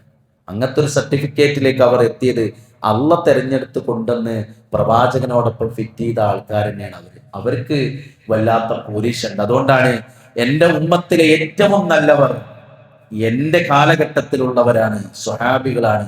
അത് കഴിഞ്ഞിട്ടുള്ള 2 നൂറ്റാണ്ടിലുള്ളവരുമാണ്, 3 നൂറ്റാണ്ടിലുള്ളവരാണ് ഉമ്മത്തിലെ ഏറ്റവും മനസ്സ് ശുദ്ധമുള്ളവരും ഏറ്റവും നല്ല മനുഷ്യരെന്ന് പറഞ്ഞു. അതുകൊണ്ട് നമ്മളിനി എത്ര ജീവിച്ചാലും എടുക്കത്തൂല, അവരുടെ അടുക്കലേക്ക് എത്തൂല. പക്ഷെ നമുക്ക് നന്നാവാം അവരിൽ നിന്ന്. കാരണം അവിടെ ഈമാന്റെ അടുക്കലേക്ക് എത്തിയില്ലേ നമുക്ക്. അതുകൊണ്ടാണ് റസൂൽ സല്ലല്ലാഹു അലൈഹി വസല്ലം പഠിപ്പിച്ചത്, നിങ്ങൾ ഒരു ഉഹുദ് മലയോളം ചെലവഴിച്ചാലും പോലെ ചെലവഴിക്കണ ഒരു കുറഞ്ഞ അളവിന്റെ അത്ര എന്ത് ചെയ്യൂല, നിങ്ങൾ എത്തൂല എന്ന് പറയാൻ കാരണം അതിന് മാത്രം ഈമാനും പവറും ഉള്ള ആൾക്കാരായിരുന്നു അവര് എന്നാണ്. അതുകൊണ്ട് പ്രിയപ്പെട്ടവരെ, റസൂൽ സല്ലല്ലാഹു അലൈഹി വസല്ലം മുന്നിൽ ഇനി യുദ്ധമാണ് എന്ന് പറയുമ്പോൾ ഞങ്ങൾ അതിന് തയ്യാറാണെന്ന് പറയുന്നത് ഈമാൻ ഉണ്ടല്ലോ, ആ ഈമാനാണ് ഇതെന്ന് നമുക്ക് മനസ്സിലാക്കേണ്ടത്. കാരണം ദീൻ ഇങ്ങനെ മുന്നിൽ വന്ന് നിൽക്കുമ്പോൾ നമുക്ക് ദുനിയാവുണ്ട്. ഞാൻ വേഗം പറഞ്ഞ ഉദാഹരണങ്ങൾക്ക് മനസ്സിലാവും പ്രിയപ്പെട്ടവര്. കച്ചവടക്കാരാവും നമ്മൾ കൂടുതൽ ആൾക്കാരും. കച്ചവടമുണ്ട്, പാർട്ട്ണർമാരുണ്ട്, 2 ആളും 3 ആളൊക്കെ ഉണ്ട്. ഓലിങ്ങനെ എന്തോ സാധനം ചെയ്യാൻ വലിയൊരു ബെനിഫിറ്റ് വരാനുണ്ട്, നമുക്കറിയാതെ പ്രശ്നമാണ്, ചെറിയൊരു പ്രശ്നമുണ്ട്, അതിന് പ്രശ്നമുണ്ട്. അപ്പോൾ നമ്മൾ അവിടെ നിന്ന് നിശബ്ദത പാലിച്ച്, ആ നിശബ്ദത പാലിച്ചാൽ വരാനുള്ളതൊരു വമ്പിച്ച ഒരു തുകയാണ്. ഈ ഒരു പാർട്ട്ണർഷിപ്പിലേക്ക് വരാനുള്ളൊരു വമ്പിച്ച തുകയാണ്. ഒന്നും ഉണ്ടല്ല, വെറുതെ ഇങ്ങനെ ഉണ്ടാതിരുന്നാൽ മതി. നമുക്കറിയാം അതിലെന്തൊരു പ്രശ്നമുണ്ട്, പക്ഷെ നമ്മളൊന്നും ഉണ്ടാവില്ല. ഓലെന്താ വെച്ചാൽ കാട്ടിക്കോട്ടെ എന്ന് പറഞ്ഞാൽ അങ്ങോട്ടിരുന്നു. വന്നു, വലിയൊരു സംഖ്യയൊക്കെ വന്നിട്ടുണ്ടാവും. അവിടെ നമുക്ക് എന്തൊക്കെയോ ചോർച്ച സംഭവിച്ചിട്ടുണ്ട്. അത്തരം ഒരു അഴകുഴമ്പൻ നിലപാടിന് സ്വഹാബത്തിന് മുൻഗാമിയിൽ കിട്ടിയിരുന്നില്ല. പറ്റാത്തത് പറ്റില്ലട്ടോ, അത് വേണ്ട എന്ന് പറഞ്ഞു. അതിന് ഇനി എന്ത് ദുനിയാവണ്ട് കയ്യെന്ന് പോയാലും ഓലെ സംബന്ധിച്ചിടത്തോളം എന്തുണ്ടായിരുന്നില്ല, പ്രശ്നം ഉണ്ടായിരുന്നില്ല. അതുകൊണ്ടാണ് ഓലങ്ങടെ ഇറങ്ങിപ്പോകുമ്പോഴും ഹിജറക്ക് വേണ്ടിയിട്ട് മദീനന്ന് പോരുമ്പോഴും പല സ്വഹാബികളെയും പേര് നമ്മൾ കേട്ടിട്ടുള്ളത്.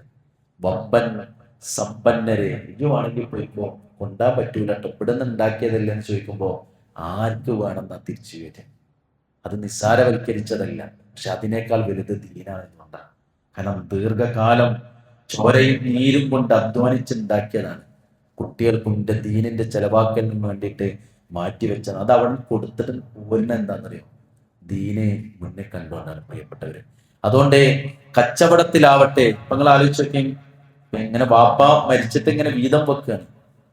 വീതം വെക്കുമ്പോ ദീനിനനുസരിച്ച് വീതം വെക്കണം. കാരണം ദീനിൽ കറക്റ്റ് വരച്ച് കാണിച്ചെന്നതാണ് എന്ത്, അനന്തര സ്വത്തും അനന്തര അവകാശങ്ങൾ നിയമങ്ങളൊക്കെ. പക്ഷേ അവിടെ എത്തിയപ്പോ ബാപ്പ മരിച്ചപ്പോ ഇങ്ങനെ ഞമ്മക്ക് ഇഷ്ടമുള്ളത് പോലെ അവിടെ വിഭജിച്ചു. എല്ലാരും ഇവിടെ ഓക്കെയാണ്, ചിലർക്ക് കുറച്ചേ ഉള്ളൂ, കൊടുക്കേണ്ടതൊന്നും കൊടുക്കേണ്ട ആൾക്കാർക്കൊന്നും എത്തിയിട്ടില്ല. അപ്പൊ നമ്മൾ എന്ത് ചെയ്തു, അവിടെ ഉണ്ടായിരുന്നു. അപ്പൊ ഞമ്മക്കുണ്ട് വന്നു, നമുക്ക് കിട്ടിയിട്ടുണ്ട് കുറച്ച്, നമ്മളവിടെ ഉണ്ടായി. നമ്മളെ ദീനിന് നമ്മളവിടെ പണയം വെക്കുക. കാരണം ഒരു പക്ഷേ ഈ മക്കൾക്കല്ലാത്ത ചില ആൾക്കാർക്കും കൂടി അവിടെ പോകാൻ ഉണ്ടായിരുന്നു. അപ്പൊ നമ്മളെ മക്കൾ തീരുമാനിച്ചു മക്കൾക്കല്ലേ വേണ്ടത്. അപ്പൊ കുറച്ചു നേരം നമ്മൾ ദീനിനെ അവിടെ മാറ്റിച്ചു. സമ്പത്തും നമ്മുടെ മേത്തേക്ക് എടുക്കണ എന്തെങ്കിലും ദീനിൽ വരുമ്പം നമുക്ക് എന്ത് ചെയ്യും, ദീന് നമ്മളവിടെ വെക്കും, മാറ്റി വെക്കും. പക്ഷേ സ്വഹാബത്ത് അതായിരുന്നില്ല. നിങ്ങൾ കൊടുക്കണം, ശരീരം യുദ്ധത്തിനാണ്, ഞങ്ങൾ റെഡിയാണ്, നിങ്ങൾ വിളിച്ചോളി, ഞങ്ങൾ എടുക്കുവാണെങ്കിൽ വരാമെന്നാണ് പറഞ്ഞത്. ആ ഈമാനാണ് നമുക്ക് അടുത്തൊരു മെസ്സേജ് പ്രിയപ്പെട്ടവർ, ഈമാന്റെ അചഞ്ചലമായ ഈമാനായിരുന്നു എന്നുള്ളത്. മറ്റൊന്ന് എന്താണെന്നോ, നേതൃത്വത്തോടുള്ള അനുസരണം. നമ്മൾ സാധാരണ പറയാറുണ്ട് ഉമറാക്കളും ഉലമാക്കളും ഒക്കെ അല്ലേ, ഒരു നേതൃത്വം ഉണ്ടാവും. ആ നേതൃത്വത്തോടുള്ള ഒരു അനുസരണയിൽ നിന്ന് കിട്ടുന്ന ചില പാഠങ്ങളുണ്ട് ബദറിന്റെ സന്ദേശത്തിൽ എന്നാണ്. നിങ്ങൾ ആലോചിക്കും, റസൂൽ സല്ലല്ലാഹു അലൈഹി വസല്ലമ സ്വഹാബത്തിനോട് വീണ്ടും അവിടെ തന്നെ പറയണം, സ്വഹാബത്തിനോട് പറഞ്ഞത് എന്താന്ന് വെച്ചാൽ, നിങ്ങൾ ആലോചിക്കും, കുടുംബത്തേക്ക് തിരിച്ചു പോകാൻ ആഗ്രഹമില്ലാത്ത ഒരാളുണ്ടാവാം. ഭാര്യയും കുട്ടികളെയും നമ്മളൊരു കച്ചവട ആവശ്യാർത്ഥം, നമ്മളൊരു ആവശ്യാർത്ഥം, ധനസമ്പാദന ആവശ്യാർത്ഥം ഒരാഴ്ച നാട്ടിലേക്ക് വിട്ടുന്നെ കുട്ടികളെയും ഭാര്യനെയൊക്കെ വിട്ട് പോയിട്ട് വേഗം എത്രയും പെട്ടെന്ന് ഇങ്ങോട്ട് എത്തണം എന്നല്ലേ. ഇനിയിപ്പോ പോയത് കച്ചവടത്തിന്റെ ആ മുതലും പിടിച്ചിട്ട് കുടുംബത്തിൽ കുറെ സമ്പത്തും കൊണ്ട് വരാനാണ് പോയത്. പക്ഷെ അവിടെ എത്തിയപ്പോ യുദ്ധം ചെയ്യാൻ ഓരോ എന്തൊക്കെ ചിന്തിച്ചിട്ടുണ്ടാവും പ്രിയപ്പെട്ടവരെ. ഗർഭിണിയായ ഭാര്യയെ കുറിച്ച് ആലോചിച്ചിട്ടുണ്ടാവും, പ്രായമേറെ ചെന്ന ബാപ്പിയും മനെയും കുറിച്ചിട്ട് ഓല ആലോചിച്ചിട്ടുണ്ടാവും, പറക്കമുറ്റാത്ത ആൺകുട്ടികളെ കുറിച്ചും പെൺകുട്ടികളെ കുറിച്ചും ഓല ആലോചിച്ചിട്ടുണ്ടാവും. ഞാൻ തിരിച്ചെത്തിയിട്ടില്ലെങ്കിൽ ഇനി എന്തെന്ന ചോദ്യചിഹ്നങ്ങൾ അവരുടെ മനസ്സിലുണ്ടായിട്ടുണ്ടാവും. അള്ളാഹു റസൂൽ പറഞ്ഞു, എന്തു ആവാൻ നമുക്ക് തിരിച്ച് ചിലപ്പോൾ പോയിക്കൊള്ളൊന്നുമില്ലേ. പക്ഷേ നേതൃത്വം ഞങ്ങൾ അറിഞ്ഞ ഉഹദ് യുദ്ധത്തില് കുറച്ചാൾക്കാർ തിരിച്ചു പോന്നിട്ടുണ്ട്. ബദറിന് ശേഷം ഉണ്ടായ യുദ്ധമാണല്ലോ. പക്ഷെ ബദർ പക്ക ഈമാനിന്റെയും അനുസരണയുടെയും ഉണ്ടായിരുന്നു. ഉഹദിൽ കുറച്ചൊരു അനുസരണക്കേടും കാര്യങ്ങളും നമുക്ക് പാഠം ഉൾക്കൊള്ളാണ്ട്. പക്ഷെ ഇവിടെ ഒരു അനുസരണക്കേടിന്റെ, ഒരു സ്വരച്ചേർച്ചയില്ലായ്മയുടെ, അതല്ലെങ്കിൽ വേറെ ഒന്നിന്റെയും വർത്തമാനങ്ങളില്ല. കേട്ടു, അനുസരിച്ചു. നേതൃത്വത്തോടുള്ള സമീപനം അതായിരുന്നു അവരുടേത് എന്നാണ് മറ്റൊന്ന് നമുക്കുള്ളത്. മൂന്നാമത്തേത് പ്രിയപ്പെട്ടവരെ, ഐക്യവും കൂടിയാലോചനയും തന്നെയാണ്. ഐക്യവും കൂടിയാലോചനയും. കൂടിയാലോചന എന്ന് പറഞ്ഞ ഷൂറ, അഷൂറ. നമ്മൾ മലയാളത്തില് യോഗം എന്ന് പറയും, ഇംഗ്ലീഷിൽ മീറ്റിംഗ് എന്ന് പറയും, അറബിയിൽ ഷൂറ എന്ന് പറയും. വിശുദ്ധ ഖുർആനില് ഒരു സൂറത്തിന്റെ പേരുണ്ട്, അഷൂറ എന്നാണ്. യോഗം എന്നാണ് അർത്ഥം. ഖുർആനില് അല്ലാഹു സുബ്ഹാനഹു വ തആല ഒരു അധ്യായത്തിന്റെ പേരാണ് അഷൂറ വെച്ചിട്ടുള്ളത്. അങ്ങനെ എന്തെങ്കിലും വെക്കണമെങ്കിൽ അതിന് അത്രമാത്രം പ്രാധാന്യം ഉണ്ടാവണം, അത്രമാത്രം പ്രാധാന്യം. ചില ആൾക്കാരുടെ നിലപാടുണ്ട്, ദീനിയായിട്ടുള്ള യോഗത്തിന് വിളിക്കും, മംഗളുവാണെങ്കിൽ എന്നെ ക്ലാസ്സിന് വിളിച്ചോ, ക്ലാസ്സിനൊക്കെ വരാൻ, യോഗത്തിന് എന്നെ കിട്ടൂല, അങ്ങനെ പറയുന്ന ആൾക്കാരുണ്ട്. അതെന്തോ ഒരു ഇതാണ്, കുറവാണ് നമുക്ക്. നമ്മളത് വലിയ കൂടുതലായിട്ടാണ് പറയാം. ക്ലാസ്സിനൊക്കെ പറഞ്ഞു വിളിച്ചോ, ക്ലാസ്സിനൊക്കെ വരാൻ. രണ്ടിനും വരണം പ്രിയപ്പെട്ടവരെ, നമ്മൾ രണ്ടിന്റെ ആൾക്കാരാണ്. നോക്കി നിങ്ങൾ, അല്ലാഹു റസൂലെ വഹി കിട്ടുന്ന പ്രവാചകൻ സല്ലല്ലാഹു അലൈഹി വസല്ലം, ആ പ്രവാചകൻ സല്ലല്ലാഹു അലൈഹി വസല്ലം സ്വഹാബത്തിനെ ഇങ്ങനെ ഇരുത്തുകയാണ്. എന്നിട്ടാ ചോദിച്ചത്, ഇന്നിപ്പോ നമുക്ക് രണ്ട് ഓപ്ഷൻ ഉണ്ട്. ഒരു പക്ഷെ കച്ചവട സംഘത്തെ കിട്ടിയേക്കാം, ചിലപ്പോൾ യുദ്ധമായിരിക്കും എന്നാണ്. അവിടുന്നാണ് ആ ചർച്ച വരുന്നത്. അവിടുന്നാണ് പറഞ്ഞത്, നിങ്ങൾ നബി എവിടേക്ക് വിളിച്ചത്, ഞങ്ങൾ വരാമൊക്കെ. അപ്പൊ അല്ലാഹു റസൂൽ സല്ലല്ലാഹു അലൈഹി വസല്ലം യോഗം കൂടിയിരുന്നു, കൂടിയാലോചന നടത്തിയിരുന്നു. ഹംദും സ്വലാത്തും ചൊല്ലി തുടങ്ങി അവസാനം സുബ്ഹാനക്കല്ലാഹുമ്മ വബിഹംദിക അശ്ഹദു അല്ലാ ഇലാഹ ഇല്ലാ അൻത അസ്തഗ്ഫിറുക എന്ന അള്ളാഹുവിനോടുള്ള പൊറുക്കലിനെ തേടുന്ന പ്രാർത്ഥനയും ദിക്റും ചൊല്ലി പിരിയുന്നതിനിടക്ക് അള്ളാഹിന്റെ ദീനിനെ കുറിച്ച് കൂടിയാലോചിക്കുന്ന യോഗങ്ങൾക്ക് പ്രാധാന്യമുണ്ട് എന്നാണ് ബദറിന്റെ സന്ദേശത്തിൽ നിന്നും നമുക്ക് കിട്ടുന്നത്. വിശുദ്ധ ഖുർആൻ അതുകൊണ്ടാണ് പറഞ്ഞത്, വശാദിറുഹും ഫിൽ അംർ, അവരുമായി കൂടിയാലോചന നടത്തുക. പ്രവാചകരെ, കൂടിയാലോചന, മുഷാവറ നടത്തുക, ശൂറ നടത്തുക എന്നുള്ളത് അതിപ്രധാനമാണ് എന്ന് നമ്മൾ മനസ്സിലാക്കണം. അവിടെ നിന്നാണ് മിഖ്ദാദ് റളിയല്ലാഹു അൻഹു പറഞ്ഞത്, ഈ ശൂറ ഇങ്ങനെ നടക്കാൻ റസൂലുള്ളാഹിന്റെ മനസ്സിലുള്ള ആശങ്കകൾ ഇങ്ങനെ ആ യോഗത്തിൽ റസൂൽ ഇങ്ങനെ പ്രകടിപ്പിച്ചുകൊണ്ടിരിക്കുകയാണ്, റസൂൽ ഇങ്ങനെ അവതരിപ്പിച്ചുകൊണ്ടിരിക്കുകയാണ്, പ്രവാചകൻ പ്ലാൻ ഇങ്ങനെ പറഞ്ഞുകൊണ്ടിരിക്കുകയാണ്.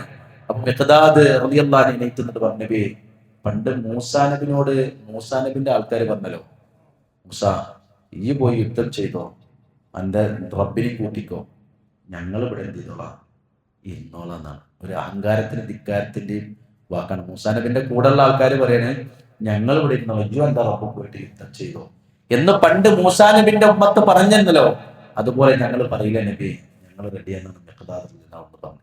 അതേ സദസ്സെന്നാണ് സഅദ് റളിയല്ലാഹു അൻഹു പറഞ്ഞത്, ഞങ്ങളെയാണ് ഉദ്ദേശിക്കുന്നത് എന്ന് മനസ്സിലാക്കിയ സഅദ് റളിയല്ലാഹു അൻഹു പറഞ്ഞു, നിങ്ങൾ വിളിച്ചോളൂ, ഞങ്ങൾ വരാൻ തയ്യാറാണ് എന്ന്.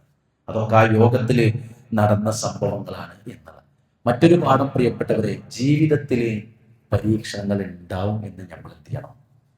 ഈ ബദർ എന്ന സന്ദി നമ്മളെ ജീവിതത്തിൽ എടുത്തു വെക്കാനുള്ളതാണ്. ജീവിതത്തിൽ പരീക്ഷണം ഉണ്ടാവും. നിങ്ങൾക്കറിയാം, റസൂൽ സല്ലല്ലാഹു അലൈഹി വസല്ലമയുടെ സ്വഹാബി മുസ്അബ് ഇബ്നു സഅദ് റളിയല്ലാഹു അൻഹു അദ്ദേഹത്തിന്റെ ഉപ്പയിൽ നിന്ന് ഉദ്ധരിക്കുന്ന ഒരു ഹദീസ് ഉണ്ട്. അദ്ദേഹം ഒരിക്കൽ ബാപ്പ ചോദിക്കാണ്, സഅദ് ബിസബർ റളിയല്ലാഹു അൻഹു ബാപ്പ ചോദിക്കാണ്, ഞാൻ നബിയോട് ചോദിച്ചു, അയ്യുന്നാസി അശദ്ദു ബലാ, ഏറ്റവും കൂടുതൽ പരീക്ഷണം അനുഭവിക്കുന്നത് ആര്? നമ്മുടെ ചില നിലപാടുകൾ നമുക്ക് എടുക്കാണ്ട്, ചില നിലപാടുകളിൽ നമ്മളെ എഡിറ്റ് ചെയ്യേണ്ട ചില കാര്യങ്ങളുണ്ട് ഈ ഹദീസിന്റെ അടിസ്ഥാനത്തിൽ. റസൂൽ സല്ലല്ലാഹു അലൈഹി വസല്ലമയോട് അദ്ദേഹം ചോദിച്ചു, നബിയെ ഏറ്റവും കൂടുതൽ പരീക്ഷണങ്ങൾ ഉണ്ടാകുക ആർക്കാണ്? അപ്പൊ നബി ആദ്യം എണ്ണയത് എന്താ വെച്ചാൽ പ്രവാചകന്മാർക്കാണ്. നിങ്ങൾ ആലോചിച്ചു, നമ്മളൊരു ധാരണ ദീനിക്ക് കയറിയാൽ ദീന് കൊണ്ടിടക്കുകയാണെങ്കിൽ പിന്നെ പരീക്ഷണങ്ങളൊന്നും ഉണ്ടാവൂല എന്നാണ് നമ്മൾ വിചാരിക്കുക. നമ്മളെ ധാരണ അതാണെങ്കിൽ അമ്പിയാക്കന്മാർക്ക് ഇവിടെ സ്വർഗ്ഗമാകുമായിരുന്നു. അമ്പിയാക്കന്മാർക്ക്, കാരണം ഓലേക്കാൾ വലിയ ദീനുള്ളവരാണുള്ളത് ആരുമില്ല. പക്ഷെ റസൂൽ സല്ലല്ലാഹു അലൈഹി വസല്ലം ആദ്യം മറുപടി പറഞ്ഞത് ഏറ്റവും കൂടുതൽ പരീക്ഷണങ്ങൾക്ക് വിധേയരാകുന്നത് അൽ അംബിയാ, പ്രവാചകന്മാരാണ്. സുമ്മൽ അംസൽ, പിന്നെ അതേപോലുള്ളവരാണ് എന്ന് പറഞ്ഞാൽ ദീനിനെ നെഞ്ചിലേറ്റ് നടക്കുന്നവരാണ്. ഫൽ അംസൽ, പിന്നെ അതുപോലുള്ളവരാണ്, ദീൻ കൊണ്ടടക്കുന്നവരാണ്. ഫയുബ്തല അർറജുലു അലാ ഹസബി ദീനിഹി, ഒരു മനുഷ്യൻ പരീക്ഷിക്കപ്പെടുക അയാളുടെ ദീനിന്റെ അളവനുസരിച്ചിട്ടാണ്. അപ്പൊ ദീന് കൂടുതലുള്ളവർക്ക് എന്തുണ്ടാവും?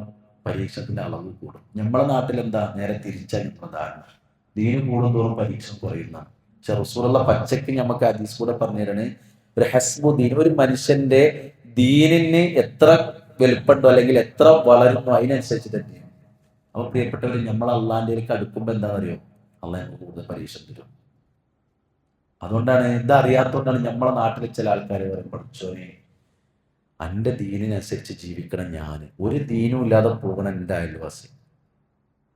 ഇതൊക്കെ ചെയ്തിട്ടും ഇതൊക്കെ നിർവഹിച്ചിട്ടും ഇങ്ങനെയൊക്കെ ഞാൻ നിന്നിട്ടും എനിക്ക് തന്നെയാണല്ലോ ഇങ്ങനെ പരീക്ഷണം തന്നെ. എൻ്റെ കുട്ടിക്ക് രോഗം, അത് കഴിഞ്ഞിട്ട് ഭാര്യയ്ക്ക് അതാ പ്രയാസം, അതിൻ്റെ പിന്നാലെ അതാ പിന്നെ ആ കുട്ടി ആക്സിഡന്റ് ആയിക്കണം, വീണ്ടും എൻ്റെ കച്ചവടത്തിൽ നഷ്ടം, കടം കൊണ്ട് കയറിയിട്ട് തിരിഞ്ഞ് നടക്കാൻ വയ്യ. പഠിച്ചോനെ, ഞാൻ ഇങ്ങനെയൊക്കെ ചെയ്തിട്ടും ഇങ്ങനെയൊക്കെ ദീനിന് വേണ്ടി മുന്നിൽ നടന്നിട്ടും ഈ ഹറാമാക്കിയതൊന്നും തൊടാതെ ജീവിച്ചിട്ടും 5 നേരം കൃത്യമായി പള്ളിയിൽ വിടുക എന്തപ്പൻ എങ്ങനെ പരീക്ഷിച്ചെന്നാണ്.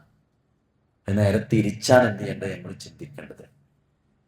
അപ്പൊ നമ്മളെ മനസ്സിക്ക് പഠിപ്പിച്ചു കൊടുക്കേണ്ടത് അർറജുലു അലാ ഹസബി ദീനിഹി ഫയുബ്തല, ഒരു മനുഷ്യൻ പരീക്ഷിക്കപ്പെടുന്നത് അവന്റെ ദീനിന്റെ അളവിനനുസരിച്ച് കൊണ്ടാണ് എന്ന് റസൂൽ സല്ലല്ലാഹു അലൈഹി വസല്ലം പഠിപ്പിച്ചു. ഫഇൻ കാന ദീനുഹു സുൽബൻ ഇസ്തദ്ദ ബലാ, അതുകൊണ്ട് തന്നെ ദീന് കൂടുന്തോറും കഠിനമാകും പരീക്ഷണം എന്ന് നബി സല്ലല്ലാഹു അലൈഹി വസല്ലമ നമുക്ക് പഠിപ്പിച്ചു. അതുകൊണ്ട് പ്രിയപ്പെട്ടവരെ, നമ്മൾ ആദ്യം മനസ്സിലാക്കേണ്ടത്, നമുക്ക് പരീക്ഷണം കുറവാണെങ്കിൽ നമ്മൾ മനസ്സിലാക്കുക ദീനിൽ എന്തോ കുറവുണ്ട് എന്നുള്ളത്. പരീക്ഷണം കൂടുന്തോറും, കാരണം ആ പരീക്ഷണം നമുക്ക് ദീന് കൂടുന്തോറും പരീക്ഷണം വരും. നമ്മളിങ്ങനെ മാനസികമായി കരുത്ത് ഇങ്ങനെ നേടിക്കൊണ്ടിരിക്കുക എന്നാണ് അതിനർത്ഥം. എന്നിട്ട് ഇങ്ങനെ മരിക്കണവരെ അള്ളാഹ് ഇങ്ങനെ ഒന്ന് കഴിഞ്ഞാൽ ഒന്ന് ഇങ്ങനെ കൊണ്ടുവന്ന് ഇട്ടിട്ടിട്ടിട്ട് ഇങ്ങനെ കൊണ്ടുപോയിട്ട് നമ്മൾ കരുത്തുള്ളതാക്കും. എന്നിട്ട് അള്ളാഹ് നമ്മൾ നേരം സ്വർഗത്ത് കണ്ടെത്തിയും വിടും. പക്ഷെ ഇടയ്ക്ക് ചില ആൾക്കാർ എന്ത് ചെയ്യും? വീണ് പോകും. അള്ളാഹു സുബ്ഹാനഹു വ തആല വീണ് പോകുന്നവരിൽ നമ്മളെ ഉൾപ്പെടുത്താതിരിക്കുമാറാകട്ടെ. പരീക്ഷണത്തിൽ പിടിച്ചു നിൽക്കാനുള്ള തൗഫീഖ് പ്രദാനം ചെയ്യുമാറാകട്ടെ. അതൊരു കരുത്താണ്. സ്വഹാബികൾക്ക് അതിങ്ങനെ കൊടുത്തോണ്ടിരിക്കുകയായിരുന്നു. കാരണം ആദ്യം ഇങ്ങനെ ഹിജ്റ വന്നു, അവിടുന്ന് പീഡിപ്പിച്ചു, ഇവിടെ വന്നു, കുടുംബമില്ല, പിന്നെ ഇങ്ങനെ കച്ചവടം, ഒരു ചെറിയൊരു സന്തോഷം ഇങ്ങനെ കണ്ടിട്ടാ പോയത്, എന്തെങ്കിലുമൊക്കെ കിട്ടുമെന്ന് വിചാരിച്ച് അവിടെ എത്തിയിട്ട് പറയുന്നത് യുദ്ധമുണ്ട്, വീണ്ടും പരീക്ഷണം. പക്ഷെ അവിടെയും ഓരോ എന്ത് ചെയ്യണം? തരണം ചെയ്യണം. അതുകൊണ്ട് പരീക്ഷണം ഉണ്ടാവും നമ്മുടെ ജീവിതത്തിൽ, നമ്മൾ കൊണ്ടെടുക്കണം എന്നാണ്. പ്രിയപ്പെട്ടവരെ, നമുക്ക് വിചാരിക്കുക എന്താന്ന് വെച്ചാൽ, അപ്പുറത്തുള്ള ആൾക്കാരെ പരീക്ഷണം കാണുമ്പോൾ നമ്മൾ വിചാരിക്കും എൻ്റെ അത്ര പരീക്ഷണം ഇല്ല എന്ന്. കാരണം ഓരോരുത്തർക്കും അല്ല, ഓരോരുത്തർക്കും ചില ആൾക്കാർ കുടുംബത്തിന്റെ ഉള്ളിൽ കൊടുക്കും. പറഞ്ഞാലോചിച്ച് ഏറ്റവും വലിയ പരീക്ഷണം ഭൂരിഭാഗം ആൾക്കാർക്ക് എങ്ങനെയാന്ന് വെച്ചാൽ, കുടുംബത്തിൽ തൊടുമ്പോഴാണ് നമുക്ക് വേദന കൂടുക. എന്തൊന്നിൽ തൊടുമ്പോഴും പരീക്ഷണം വരുമ്പോഴാണ് നമുക്ക് ബേജാറും ടെൻഷനും നമ്മൾ വെറിയിടുക. അവിടെയാണ് അല്ല നമുക്ക് എന്ത് ചെയ്യാം ഇത്. അതുകൊണ്ടാണ് മക്കളെ വിഷയത്തിലും നമ്മളെ വേണ്ടപ്പെട്ടവരെ വിഷയത്തിലും നമുക്ക് പരീക്ഷണത്തിൽ നമുക്ക് വേദനയും ബേജാറും കൂടും. അതുകൊണ്ട് ചിലപ്പോൾ നമ്മളെ കുട്ടികളെ, നമ്മൾ ദീനിന്റെ ആൾക്കാരാണ്, നമ്മളെ കുട്ടികളെ ചിലപ്പോൾ നാട്ടിൽ അറിയപ്പെട്ട അല്ല അങ്ങനെ എന്ത് ചെയ്യും? പ്രശ്നങ്ങളിലുള്ളവരാക്കി തരും. നമുക്കുള്ള പരീക്ഷണം അത്. നാട്ടിലെ എല്ലാ നിലക്കും ധാർമ്മികമായി മുന്നിൽ നിൽക്കുന്ന ആളാണ്, മോന്റെ കല്യാണത്തിന് ഓനാണ് കൊളാക്കി കിട്ടുക. പിന്നെ നാട്ടുകാരെ മുമ്പിൽ ആ ബാപ്പക്ക് എന്ത് ചെയ്യാൻ കഴിയുന്നില്ല? തലയുയർത്തി. കാരണം എന്തൊക്കെ പാടില്ല എന്ന് നാട്ടുകാരോട് പറഞ്ഞിരുന്നു ആ ബാപ്പ, അതൊക്കെ ആ മോൻ മുഖേന എവിടേക്കെത്തി, വീട്ടിലെത്തി. എല്ലാ തോന്നിയസും മംഗലത്തിൽ നടന്നു. പിന്നെ ആ ബാപ്പക്ക് അത് വാപ്പക്കൊരു പരീക്ഷ. അതിനർത്ഥം എന്താണെന്ന് വെച്ചാൽ എടുക്കേണ്ട പണി എടുക്കേണ്ട എന്നല്ല, എടുക്കേണ്ട പണി എടുത്തിട്ടും വരുന്നൊരു സംഗതിയാണ്. ചിലപ്പോൾ അങ്ങനെ വരും. അപ്പൊ കുടുംബത്തിന്റെ അകത്ത് മക്കളിലൂടെ അതല്ലെങ്കിൽ ഭാര്യയിലൂടെ നമുക്ക് വേണ്ടപ്പെട്ടവരിലൂടെ അള്ള പരീക്ഷ തന്നുകൊടുക്കുക. എവിടെയാണോ നമ്മുടെ വീക്ക്, എവിടെയാണോ നമ്മൾ കൂടുതൽ അറ്റാച്ച് ചെയ്ത് കിടക്കുന്നത്, എവിടെ പിടിച്ചാലാണോ നമുക്ക് വേദന കൂടുക, അവിടെ അള്ള നമ്മളെ പിടിക്കും. അവിടെ അള്ള നമ്മളെ പിടിക്കും. കാരണം അതിനർത്ഥം എന്താണെന്ന് വെച്ചാൽ അള്ളാഹ്ക്ക് നമ്മളോട് ഇഷ്ടം കൂടി തുടങ്ങിയിരിക്കുന്നതാണ്. പരീക്ഷണം കൂടുമ്പോൾ അള്ളാഹ്ക്ക് നമ്മളോട് ഇഷ്ടം കൂടി തുടങ്ങിയിരിക്കുന്നു എന്നാണ് അർത്ഥം എന്ന് നമ്മൾ മനസ്സിലാക്കുക. അതുകൊണ്ട് പ്രിയപ്പെട്ടവരെ, ഒന്ന്, ആ പരീക്ഷണങ്ങൾ കൂടി എന്താണ് നമ്മുടെ ജീവിതത്തിൽ വരും എന്നുള്ളതാണ് നമ്മൾ മനസ്സിലാക്കേണ്ടത്. മറ്റൊന്ന് എന്താന്ന് വെച്ചാൽ, ഞാൻ അവസാനിപ്പിക്കുമ്പോൾ നമ്മൾ മനസ്സിലാക്കേണ്ട വേറൊരു സംഗതി, സമൂഹത്തിലേക്ക് നോക്കുമ്പോൾ പലപ്പോഴും എന്താന്ന് വെച്ചാൽ ഒരു അമിത ഭക്തിയും ശിർക്കും ഈ ബദറുമായി ബന്ധപ്പെട്ട് വരുന്നത്. അതാണ് ഞാൻ ആമുഖത്തിൽ പറഞ്ഞത്, ഈദുൽ അദ്ഹയ്ക്ക് അറക്കാത്ത പൂത്തിനെയും അറക്കാത്ത ഉരുവിനെയും ഈ റമളാൻ 17 അറക്കുന്നുണ്ടെങ്കിൽ അത് നാടിന്റെ എന്താണ്, ഒരു നാടും ഒരു സമൂഹവും മഹല്ലും പതിയെ പതിയെ അപകടങ്ങളിലേക്ക് സഞ്ചരിക്കുന്നുണ്ട് എന്നാണ് നമ്മൾ മനസ്സിലാക്കേണ്ടത്. അമിത ഭക്തി എന്നുള്ളത് ശിർക്കും അവിടെ കടന്നു വരും. അവിടെ നോക്കൂ നിങ്ങള്, ഇന്നത്തെ ദിവസം എന്തുകൊണ്ട് പള്ളിയിൽ അവിടെ ആള് കൂടുന്നോ ബാക്കിയുള്ള ദിവസങ്ങളിൽ നിന്ന് വ്യത്യസ്തമായി എന്ന് ചോദിച്ചാൽ, അവിടെ ഇതിന്റെ പേരിൽ ഒരു അമിത ഭക്തി അവിടെ വരുന്നുണ്ട്. ശിർക്കിന് അവിടെ ആള് കൂടുന്നുണ്ട്, ബഹുദൈവ വിശ്വാസത്തിന് ആള് കൂടുന്നുണ്ട് അല്ലേ? സാധാരണ പള്ളിയുമായി ബന്ധമില്ലാത്തവർ കൂടി ഈ ദിവസം ബന്ധപ്പെടുന്നുവെങ്കിൽ അവിടെ ചില അപകടങ്ങളുണ്ട്. അതിനർത്ഥം പള്ളിയിൽ പോണ്ട എന്നല്ല, പക്ഷെ ആ പോകുന്ന പള്ളിയിൽ പോകുന്നതിന്റെ കാരണം എന്ത് എന്നുള്ളതാണ് അതിപ്രധാനം.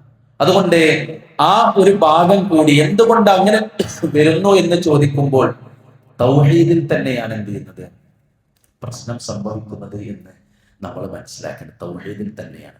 അതുകൊണ്ട് സംസാരിക്കേണ്ടിടത്തും പറയേണ്ടിടത്തും നമ്മൾ പറഞ്ഞേ പറ്റൂ. കാരണം അള്ളാനെയാണ് വിളിച്ചിരുന്നത്.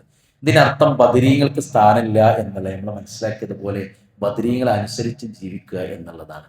പക്ഷേ അവര് വിളിച്ചിരുന്ന അതേ അള്ളയെ തന്നെയാണ് നമ്മളും വിളിക്കേണ്ടത്. ഇത് തസ്തഗീസൂന, അല്ലാഹു സുബ്ഹാനഹു വ തആല വിശുദ്ധ ഖുർആനിൽ ബദറിൽ അല്ലാഹു സുബ്ഹാനഹു വ തആല സഹായം ഇറക്കിയതിന്റെ കാരണം പറയുന്നിടത്ത് അള്ളാഹ് പറഞ്ഞത് എന്താണെന്നറിയോ? ഇത് തസ്തഗീസൂന റബ്ബക്കും, നിങ്ങൾ നിങ്ങളുടെ റബ്ബിനോട് സഹായം തേടിയത് കൊണ്ടാണ് ഫസ്തജാബ ലക്കും, അള്ളാഹ് നിങ്ങൾക്ക് ജവാബ് തന്നത് എന്നാണ്. നിങ്ങൾ അള്ളാഹിനോട് ഇസ്തിഗാസ നടത്തിയപ്പോൾ അള്ളാഹ് നിങ്ങൾക്ക് എന്ത് ചെയ്തു? ജവാബ് നടത്തി. അള്ളാഹിനോട് ഇസ്തിഗാസ നടത്തണം, അള്ളാഹിനോട് മാത്രമേ നടത്തണം. അത് അള്ളാഹിനോട് നിങ്ങൾ തേടിയപ്പോഴാണ് എന്ത് ചെയ്തത്? അള്ളാഹ് നിങ്ങൾക്ക് തന്നത്. അതിനൊരു അർത്ഥം എന്താന്ന് വെച്ചാൽ രണ്ട് ഭാഗമാണ്. ഒന്ന് അള്ളാഹിനോട് മാത്രം ഇസ്തിഗാസ എന്നും, രണ്ടാമത്തേത് നമ്മൾ അള്ളാഹിനോട് നിരന്തരം തേടിക്കൊണ്ടിരിക്കണം എന്നുള്ളതുമാണ്. അലി റളിയല്ലാഹു അൻഹു പറയുന്നുണ്ട്, യുദ്ധം ഞാൻ കുറച്ച് ചെയ്തു. ബദറിലത്തെ കഥ പറയണേ, ഞാൻ കുറച്ച് യുദ്ധം ചെയ്തു. ശേഷം നബി എന്താ ചെയ്യുന്നത് എന്നറിയാൻ വേണ്ടി ഞാൻ പോയി നബിന്റെ അടുക്കലേക്ക്. നബി സല്ലല്ലാഹു അലൈഹി വസല്ലമ സുജൂദിലാണുള്ളത്. അള്ളാഹുവിന്റെ റസൂല് സുജൂദിൽ അങ്ങനെ കടന്നുകൊണ്ടിരിക്കുകയാണ്. എന്നിട്ട് പറയുന്നത് എന്താണെന്നറിയും? യാ ഹയ്യൂ യാ ഖയ്യൂം എന്നാണ്. ഞാൻ റസൂലുള്ളാഹിനെ അങ്ങനെ സുജൂദിൽ കണ്ടുകൊണ്ട് ഞാൻ തിരിച്ചു വന്നു. വീണ്ടും ഞാൻ യുദ്ധം അവസാന സമയത്തും അള്ളാഹിന്റെ റസൂലിന്റെ അടുക്കിലേക്ക് പോയി. അപ്പോൾ റസൂലുള്ളാഹി ഉച്ചരിച്ചു കൊണ്ടിരിക്കുന്നത് യാ ഹയ്യൂ യാ ഖയ്യൂം എന്നുള്ളതാണ്. എന്ന് പറഞ്ഞാൽ അള്ളാഹിന്റെ നാമങ്ങളിൽ വെച്ച്, ഉന്നതമായ നാമങ്ങളെ വെച്ച് അള്ളാഹുവിന്റെ റസൂൽ ഇങ്ങനെ തേടിക്കൊണ്ടിരിക്കുക, അള്ളാഹിനെ വിളിച്ചുകൊണ്ടേയിരിക്കുക എന്നാണ്. അള്ളാഹിനെ വിളിച്ചുകൊണ്ടേയിരിക്കുക. അതുകൊണ്ട് പ്രിയപ്പെട്ടവരെ, ബദറിന്റെ വിജയം ഭൗതിക വിഭവങ്ങളായിരുന്നില്ല, ദീനായിരുന്നു. ഭൗതിക വിഭവങ്ങളുടെ കുറവുകൾ അവർ ദീന് കൊണ്ട് നികത്തി എന്നാണ്. മാനസികമായ ശക്തി അവർക്കുണ്ടായതും ഭൗതികമായ കുറവുകളെ അവർ ഓവർകം ചെയ്തതും അതിജയിച്ചതും അവരുടെ ദീന് കൊണ്ടായിരുന്നു എന്നുള്ളതാണ്. അതുകൊണ്ട് പ്രാർത്ഥനകളും സഹായത്തേട്ടങ്ങളും നിരന്തരം നമ്മൾ അള്ളാഹുലേക്ക് ഉയർത്തിക്കൊണ്ട്, കാരണം അതൊരു ആരാധനയാണ്. നമ്മൾ നിസ്കരിക്കുന്നുണ്ടല്ലോ, നിസ്കാരം നമുക്ക് അള്ള രേഖപ്പെടുത്തി വെക്കുന്നുണ്ട്. എന്ന പോലെ തന്നെ ദുആ അള്ള എന്ത് ചെയ്യുന്നുണ്ട്? നമ്മൾ എത്ര കണ്ട് ദുആ ചെല്ലുന്നു, ആ ദുആക്ക് അവിടെ ഇങ്ങനെ എടുത്തേക്കുന്നുണ്ടല്ലോ അള്ളാഹ്. അതുകൊണ്ട് ഈ ഒരു ബദറിന്റെ സന്ദേശത്തിൽ നമുക്ക് കിട്ടുന്ന ഒരു മെസ്സേജ് കൂടി പ്രാർത്ഥിക്കണം എന്നുള്ളത് തന്നെയാണ്. ഭാര്യനെ കുറിച്ച് നമുക്ക് കുറേ ഉണ്ട്, ആരോടും പറഞ്ഞിട്ടില്ലെങ്കിൽ മനസ്സിലുണ്ട്. ഓൾ എങ്ങനെയും കൂടി ആയിരുന്നെങ്കിൽ, ഓള് കുട്ടികളോട് ഇങ്ങനെ പെരുമാറിയിരുന്നെങ്കിൽ, ഓള് എൻ്റെ വാപ്പാനോടും ഉമ്മാനോടും ഇങ്ങനെയൊക്കെ ഒന്ന് ഇടപെട്ടിരുന്നെങ്കിൽ, അവർക്ക് പ്രശ്നങ്ങൾ ഉണ്ടെന്നാലും ഇങ്ങനെയൊക്കെ ഒന്ന് ഓള് ശ്രദ്ധിച്ചിരുന്നെങ്കിൽ എന്ന് നമ്മളെ ഭാര്യനെ കുറിച്ചിട്ടുള്ള കുറവുകളിൽ നമുക്ക് അള്ളാഹു പറയാൻ വേണ്ടിപ്പെട്ടവർ ഓളൊന്ന് റെഡിയാക്കിക്കൊണ്ട് എൻ്റെ അമ്മയും ഓളെ നീ ഒന്ന് മാനസികമായി അടുപ്പിച്ചുകൊണ്ട് പടച്ചോനെ എന്നെ കണ്ടറിഞ്ഞ് ഇടപെടാൻ ഓൾക്ക് നീ മനസ്സ് കൊടുക്കണേ റഹ്മാൻ. പടച്ചോനെ എൻ്റെ കുട്ടികളെ ഞാൻ വിളിച്ചു കൊടുത്തൊന്നും വരുന്നില്ല, അള്ളാഹ് അയ്യാണല്ലോ വലിയ, എൻ്റെ കുട്ടികളൊന്ന് നന്നാക്കിക്കൊണ്ട്. പലപ്പോഴും നമ്മള് അള്ളാഹിനോട് പറയാത്ത പലതും പലരോടും പറഞ്ഞിട്ടുണ്ട്, പക്ഷെ പലരോടും പറഞ്ഞപ്പോഴും നമ്മൾ അള്ളാഹിനോട് പറഞ്ഞിട്ടില്ല. അപ്പൊ നിങ്ങൾ നോക്കി, നമ്മളിങ്ങനെ പ്രാർത്ഥിക്കുകയാണ്, നമ്മളിങ്ങനെ പശ്ചിമേഷ്യൻ രാഷ്ട്രങ്ങളിലേക്കും നമ്മളെ വേണ്ടപ്പെട്ട പല ആൾക്കാരും അവിടെ ഉണ്ട്. നമ്മൾ വിളിച്ചു നോക്കുമ്പോൾ അത്ര വലിയ പ്രശ്നങ്ങളൊന്നും ഇല്ലെങ്കിലും കുറച്ചൊക്കെ പ്രശ്നങ്ങൾ ഉണ്ടല്ലോ. അപ്പൊ നമ്മളെ സുഹൃത്തുക്കൾക്ക് വേണ്ടി പ്രാർത്ഥിക്കുകയാണ്. പടച്ചോനെ ഓർക്ക് പ്രയാസങ്ങളൊന്നും ഉണ്ടാക്കരുത്. അറബ് രാഷ്ട്രങ്ങളിൽ മുസ്ലിങ്ങളായി എന്നുള്ളതിന്റെ പേരിൽ കുറെ പ്രയാസങ്ങൾ അനുഭവിച്ചു കൊണ്ടിരിക്കുന്നുണ്ട്. അല്ലാഹ് ഈ അവർക്കൊക്കെ ദൂരീകരിച്ചു കൊടുക്കണേ എന്ന് പറഞ്ഞാൽ നമ്മുടെ സഹോദരനെ അവന്റെ അഭാവത്തിലുള്ള പ്രാർത്ഥനകള് നമുക്ക് എന്താന്ന് വെച്ചാൽ നമുക്കും കിട്ടും, അതോടൊപ്പം തന്നെ നമ്മൾ അവർക്ക് വേണ്ടി പ്രാർത്ഥിക്കുക കൂടിയാണ്. അതുകൊണ്ട് എല്ലാതും ഹിദായത്ത് കിട്ടപ്പോ വാപ്പയും ഉമ്മയും നമ്മളെ കുടുംബത്തിലുള്ളവർ ദീനിന്റെ വക്കീൽ നിൽക്കാത്തവരും ദീനിലേക്ക് പ്രവേശിക്കാത്തവരും ദുനിയാവിന്റെ പിന്നാലെ പായുന്നവരൊക്കെ ഉണ്ടാവും. ഓൽക്കൊക്കെ വേണ്ടി ഒന്നും പ്രാർത്ഥിച്ചല്ല, ഓലും കൂടി നിങ്ങളുടെ ദീനിക്ക് കൊണ്ടായി എന്നൊക്കെ നമ്മളെ കൊണ്ട് പ്രാർത്ഥിക്കാൻ പറ്റും. പലപ്പോഴും പലതും നടക്കാത്തത് പ്രിയപ്പെട്ടവരെ നമ്മളെ പ്രാർത്ഥന കുറവുകൊണ്ട് തന്നെ. അല്ലെങ്കിൽ ആലോചിച്ച റസൂലുള്ളാഹി പറഞ്ഞില്ലേ, മക്കൾക്ക് വേണ്ടി ഒരു വാപ്പയും പ്രാർത്ഥിച്ചാൽ എന്തായാലും സ്വീകരിക്കുമെന്ന് പറഞ്ഞ് നമ്മൾ ചോദിച്ചതന്നെ തരുന്നൊന്നും അർത്ഥമല്ല. 2-3-4 രൂപത്തിലാണല്ലോ നമ്മൾ ദുആഇന് ഉത്തരം നൽകുക. ഒന്നെങ്കിൽ നമ്മൾ ചോദിച്ച ഉടനെ തരും, അല്ലെങ്കിൽ നമുക്ക് അതിനേക്കാൾ വലുതെന്തോ വരാണ്ട് അതല്ല തടഞ്ഞു വെക്കും. അതല്ലെങ്കിൽ പരലോകത്തേക്ക് നമുക്ക് നിസ്കാരത്തിന് നോമ്പിനൊക്കെ കൂലി എടുത്തേക്കണ പോലെ ഈ പ്രാർത്ഥനയ്ക്കും കൂലി എടുത്തേക്കും. എന്തായാലും അള്ളാഹ് സ്വീകരിക്കും ഈ 3 എണ്ണത്തിൽ. അപ്പൊ നമ്മള് പ്രാർത്ഥിക്കാത്തതിന്റെ കുറവ് പലപ്പോഴും പലയിടങ്ങളിൽ ഉണ്ടാവാറുണ്ട് എന്നുള്ളൊരു യാഥാർത്ഥ്യമാണ്. അതുകൊണ്ട് പ്രാർത്ഥനയ്ക്ക് നമ്മൾ സമയം കണ്ടെത്തണം. നമ്മള് ചെയ്ത പാപങ്ങൾ പുറത്തു കിട്ടാനും നമ്മുടെ പല ആഗ്രഹങ്ങളും നടത്തി കിട്ടാനും അള്ളാഹുവിനോട് സ്വർഗത്തിന് വേണ്ടിയൊക്കെ നിരന്തരം പ്രാർത്ഥിക്കേണ്ട ദിനരാത്രങ്ങളിൽ കൂടിയാണ് കടന്നു പോകുന്നത്. ആ ഒരു സന്ദേശം കൂടി എന്ത് ചെയ്യുന്നുണ്ട്, നമുക്ക് ഇതിൽ നിന്ന് കിട്ടുന്നുണ്ട്. പ്രാർത്ഥനയാണ് വലിയ ആയുധം എന്നുള്ളതാണ് നമുക്ക് കിട്ടുന്നത്. മറ്റൊന്ന്, പിശാച് വഞ്ചകനാണ് എന്ന് നമ്മൾ മനസ്സിൽ പഠിക്കണം. ഞാൻ അവസാനിപ്പിക്കണം. പിശാച് വഞ്ചകനാണ് എന്ന് നമ്മളെ മനസ്സിനെ പഠിപ്പിച്ചേ പറ്റും. ഇപ്പൊ നിങ്ങൾ ആലോചിക്കും, ബദറിൽ ഇടപെടാൻ ശ്രമിച്ചിട്ടുണ്ട് പിശാച് പതുക്കെ വന്നിട്ട്. പക്ഷെ അള്ളാഹു സുബ്ഹാനഹു വ തആലയുടെ ഇടപെടലും ബദറിലേക്ക് മലക്കുകളുടെ ഒരു പ്രവാഹം കണ്ടോ തിരിച്ചു പോയതാണ്, തിരിഞ്ഞു പോയതാണ്. പക്ഷെ ഉഹദിലോ കുറച്ച് ആൾക്കാർ എന്ത് ചെയ്തിട്ടുണ്ട്, തിരിപ്പിച്ചു കളഞ്ഞിട്ടുണ്ട്. ഒരു 10,000-1000 ആളുകളുമായിട്ടാണ് ഉഹദിലേക്ക് വരുന്നതെങ്കിൽ ആ 1/3 ഭാഗത്തെ മുനാഫിക്കുകളായ ആളുകളെ പിന്തിരിപ്പിക്കാൻ ആർക്ക് കഴിഞ്ഞിട്ടുണ്ട്? പിശാചിന് കഴിഞ്ഞിട്ടുണ്ട്. പിന്നെ ആ യുദ്ധത്തിൽ ചെറിയ രൂപത്തിലൊക്കെ പിശാച് ഇടപെട്ട് വഞ്ചിച്ചു. പക്ഷെ ബദർ യുദ്ധത്തിൽ എന്ത് ചെയ്തിട്ടില്ല, അതിന് പറ്റിയിട്ടില്ല. പക്ഷെ ഓൻ വഞ്ചിക്കാൻ ശ്രമിക്കും. അതുകൊണ്ടാണ് അള്ളാന്റെ അടുക്കൽ നിന്ന് ഇറങ്ങിപ്പോരും, വിജയ ഏതായാലും എന്നെ വഴിപഠിപ്പിച്ചില്ല അള്ളാഹ്. അതുകൊണ്ട് ഇനി സിറാത്തുൽ മുസ്തഖീമിൽ ഞാൻ ഉണ്ടാവും, മുന്നിലൂടെയും പിന്നിലൂടെയും വലതു കൂടി ഇടതു കൂടിയും, അതല്ലെങ്കിൽ രക്തം സഞ്ചരിക്കുന്ന ഇടങ്ങളിലൊക്കെ ഞാൻ സഞ്ചരിക്കും. എന്നിട്ട് അനക്ക് കിട്ടുക കുറച്ചേ കിട്ടുള്ളൂ, ശാക്രീയങ്ങളെ അനക്ക് കുറച്ചേ ഉണ്ടാവുള്ളൂ എന്ന് പിശാച് പറഞ്ഞിട്ടുണ്ട്. ഇപ്പൊ നിങ്ങൾ ആലോചിച്ചു, നമ്മൾ 45 ആൾക്കാർ ഇവിടെ ഇരിക്കുന്നുണ്ട്. ഈ 45 ആൾക്കാരെ അടുത്തേക്ക് ഒരേപോലെ അല്ല പിശാച് വരിക. 45 ആൾക്കാർക്കും വ്യത്യസ്ത തളപ്പാ കിട്ടുക. കാരണം നിന്റെ വീക്ക്നെസ് ആവില്ല നമ്മളെ വീക്ക്നെസ്. എന്താണോ നമ്മളെ വീക്ക് പോയിന്റ് അതിലേക്ക് വരും. ചില ആൾക്കാർ സാമ്പത്തികമാവും, ബാക്കിയൊക്കെ ഉഷാറാവും, നിസ്കാരം ഉണ്ടാവും, ബാക്കി സ്വഭാവം ഉഷാറാവും, കുടുംബക്കാരോട് ഉഷാറാവും, ബാക്കിയൊക്കെ ഉഷാറാവും. പക്ഷെ ഇടപാടുകൾ ഭയങ്കര പ്രശ്നമാവും. അവ സാമ്പത്തിക ഇടപാടുകളിലൂടെയാണ് കൊണ്ടുപോകാൻ. വേറെ ഒന്നും അവനെ കുറിച്ചൊന്നും പറയാനില്ല, നാട്ടിലേക്കും അങ്ങനെ തന്നെ, വേറെ ഒന്നുമില്ല. പക്ഷെ ഇടപാട് പറ്റില്ല, അപ്പൊ ആ റൂട്ടിൽ കൂടെ കൊണ്ടുപോകും. എന്നാൽ ഇടപാട് ബാക്കിയൊക്കെ റെഡിയാവും, പക്ഷെ വ്യക്തിശുദ്ധിയുടെ വിഷയത്തിലും ആ റൂട്ടിൽ കൊണ്ടുപോകും. അങ്ങനെ ഓരോരുത്തരെയും ഓരോ റൂട്ടിൽ കൂടെയാണ് ആര് കൊണ്ടുക? പിശാച് കൊണ്ടുക. അതാണ് ബദറിന്റെ മറ്റൊരു സന്ദേശം. പിശാച് വഞ്ചകനാണ്, കണ്ടറിയണം. കാരണം മരണത്തിന്റെ മുമ്പേ സിറാത്തുൽ മുസ്തഖീം എന്ന് ഓന്റെ പാതയ്ക്ക് തെറ്റിപ്പിക്കാനുള്ള മാർഗം. അവൻ തെറ്റിപ്പിച്ച് ഓനാണ് പോകും, പതുക്കെ കൊണ്ടുപോയിട്ട് ഓൻ കുഴി ചാടിച്ചിട്ട് നരകത്തേക്ക് എത്തിച്ചിട്ട് അവസാനം ഓനും എന്ത് ചെയ്യും, കൈമലർത്തും, ഞാനൊന്നും അറിഞ്ഞിട്ടില്ലെന്നോ ഓൻ പറയും. അതുകൊണ്ട് പ്രിയപ്പെട്ടവരെ, നമ്മള് ബദറിന്റെ സന്ദേശം വായിക്കുന്നിടത്ത് നമ്മൾ ഉൾക്കൊള്ളേണ്ടത് പിശാച് വഞ്ചകനാണ്, അവൻ നമ്മളെ വഴിതെറ്റിക്കും എന്നുള്ളത് നമ്മൾ മനസ്സിലാക്കേണ്ടതുണ്ട്. അതുകൊണ്ട് ബദർ നമുക്ക് നൽകുന്ന പാഠം എന്താന്ന് വെച്ചാൽ, ദീൻ തന്നെയാണ് അതിപ്രധാനം, ദുനിയാവൊന്നും അല്ല. ദുനിയാവൊന്നും അല്ല, ദീൻ തന്നെയാണ് അതിപ്രധാനം. കാരണം ദീനിന് ജീവിക്കുന്ന ആളുകൾക്ക് അള്ളാഹ് ദുനിയാവും കൊടുത്തോളുന്നാണ് പണ്ഡിതന്മാർ അങ്ങനെ പറഞ്ഞു. ദീനിന് വേണ്ടി ആഖിറത്തിന് വേണ്ടി ജീവിച്ച ആളുകൾക്ക് അള്ളാഹ് ആഖിറത്തും ദുനിയാവും കൊടുക്കും. പക്ഷെ ദുനിയാവിന് വേണ്ടി ജീവിച്ചിട്ട് ദുനിയാവും ആഖിറവും കിട്ടിയ കഥ ഞങ്ങൾക്കറിയില്ല എന്ന് പണ്ഡിതന്മാർ നമ്മളോട് പറയുന്നുണ്ട്. അതുകൊണ്ട് പ്രിയപ്പെട്ടവരെ, ആഖിറത്തിന് വേണ്ടി ജീവിക്കുക. അപ്പൊ നമുക്ക് അള്ളാഹു എന്ത് ചെയ്യും? ദുനിയാവും നമുക്ക് തരും. അതുകൂടി ഈ റമദാൻ മാസത്തിലെ റമദാൻ 17 ബദറിന്റെ സന്ദേശം നമുക്ക് നൽകുന്നുണ്ട്. അള്ളാഹുവിന്റെ റസൂല് ഹിജറ 2 റമദാൻ 17 വെള്ളിയാഴ്ച ദിവസമായിരുന്നു അത് നടന്നിരുന്നത് എന്ന് കൂടി നമുക്ക് ചരിത്രത്തിൽ നിന്ന് കിട്ടുന്നുണ്ട്. അതുകൊണ്ട് പിന്തിരിപ്പിക്കേണ്ട ആളുകളെ സംസാരിച്ച് പിന്തിരിപ്പിക്കാനുള്ള ഈമാൻ നമ്മൾ ഉണ്ടാക്കിയെടുക്കണം. കുടുംബത്തിന്റെ അകത്തേക്ക് പലതും കയറി വരുമ്പോൾ നിർത്തേണ്ടിടത്ത് നിർത്താനുള്ള ഒരു ബാധ്യതയും തൻ്റെ ഇടവും മനക്കരുത്തും നട്ടല്ലൊക്കെ നമുക്ക് കാണാൻ സാധിക്കണം. ഇപ്പൊ ഞങ്ങളെ നാടും നിങ്ങളെ നാടും തമ്മിലുള്ള വ്യത്യാസം, ഞാൻ പാലക്കാട്ട് തന്നെ, അവിടെ ഒന്ന് മുസ്ലിങ്ങൾ കുറവാണ്, 2 മുസ്ലിങ്ങളെ ഉള്ളിൽ നമ്മളെ ആശയവും ആദർശമുള്ളവർ കുറവാണ്. പക്ഷെ ഉള്ളവര് എന്താന്ന് വെച്ചാല് ഓല് കറക്റ്റ് പക്ക ഇത് നിൽക്കുന്ന ആൾക്കാരാണ്. പക്ഷെ നമ്മളെ കാസർഗോഡേക്ക് വന്നപ്പോ സ്വാഭാവികമായിട്ടും നമ്മൾ കൂടുതലുണ്ട്. പക്ഷെ എല്ലാറ്റിലും ഒരുപോലെ നിൽക്കുന്ന കുറെ മനുഷ്യന്മാർ ഇവിടെ ഉണ്ട്. അവിടെ ഉണ്ടാവും, ഇവിടെ ഉണ്ടാവും, മൗലൂദിലും ഉണ്ടാവും, റാത്തീബിലും ഉണ്ടാവും, എന്നാ തൗഹീദിന്റെ സംഗമങ്ങളും അങ്ങനെയൊക്കെ ഒരു അഴകൊണ്ടും ജീവിക്കുന്ന ആൾക്കാർ നമ്മളെ കൂട്ടത്തിലുണ്ട്. അവർക്ക് സാധ്യത കൂടുതലാണ് തൗഹീദ് കിട്ടാൻ. എങ്കിൽ കൂടി മനസ്സിലായിട്ടും അങ്ങോട്ടും ഇങ്ങോട്ടും ഇങ്ങനെ അല്ലാതെ നിൽക്കുന്നത് എന്തല്ല ഒരു ശരിയല്ല. മനസ്സിലാകാത്തൊരു പിന്നെ പലയിടത്തും ഉണ്ടാവുന്ന ഒരു യാഥാർത്ഥ്യം.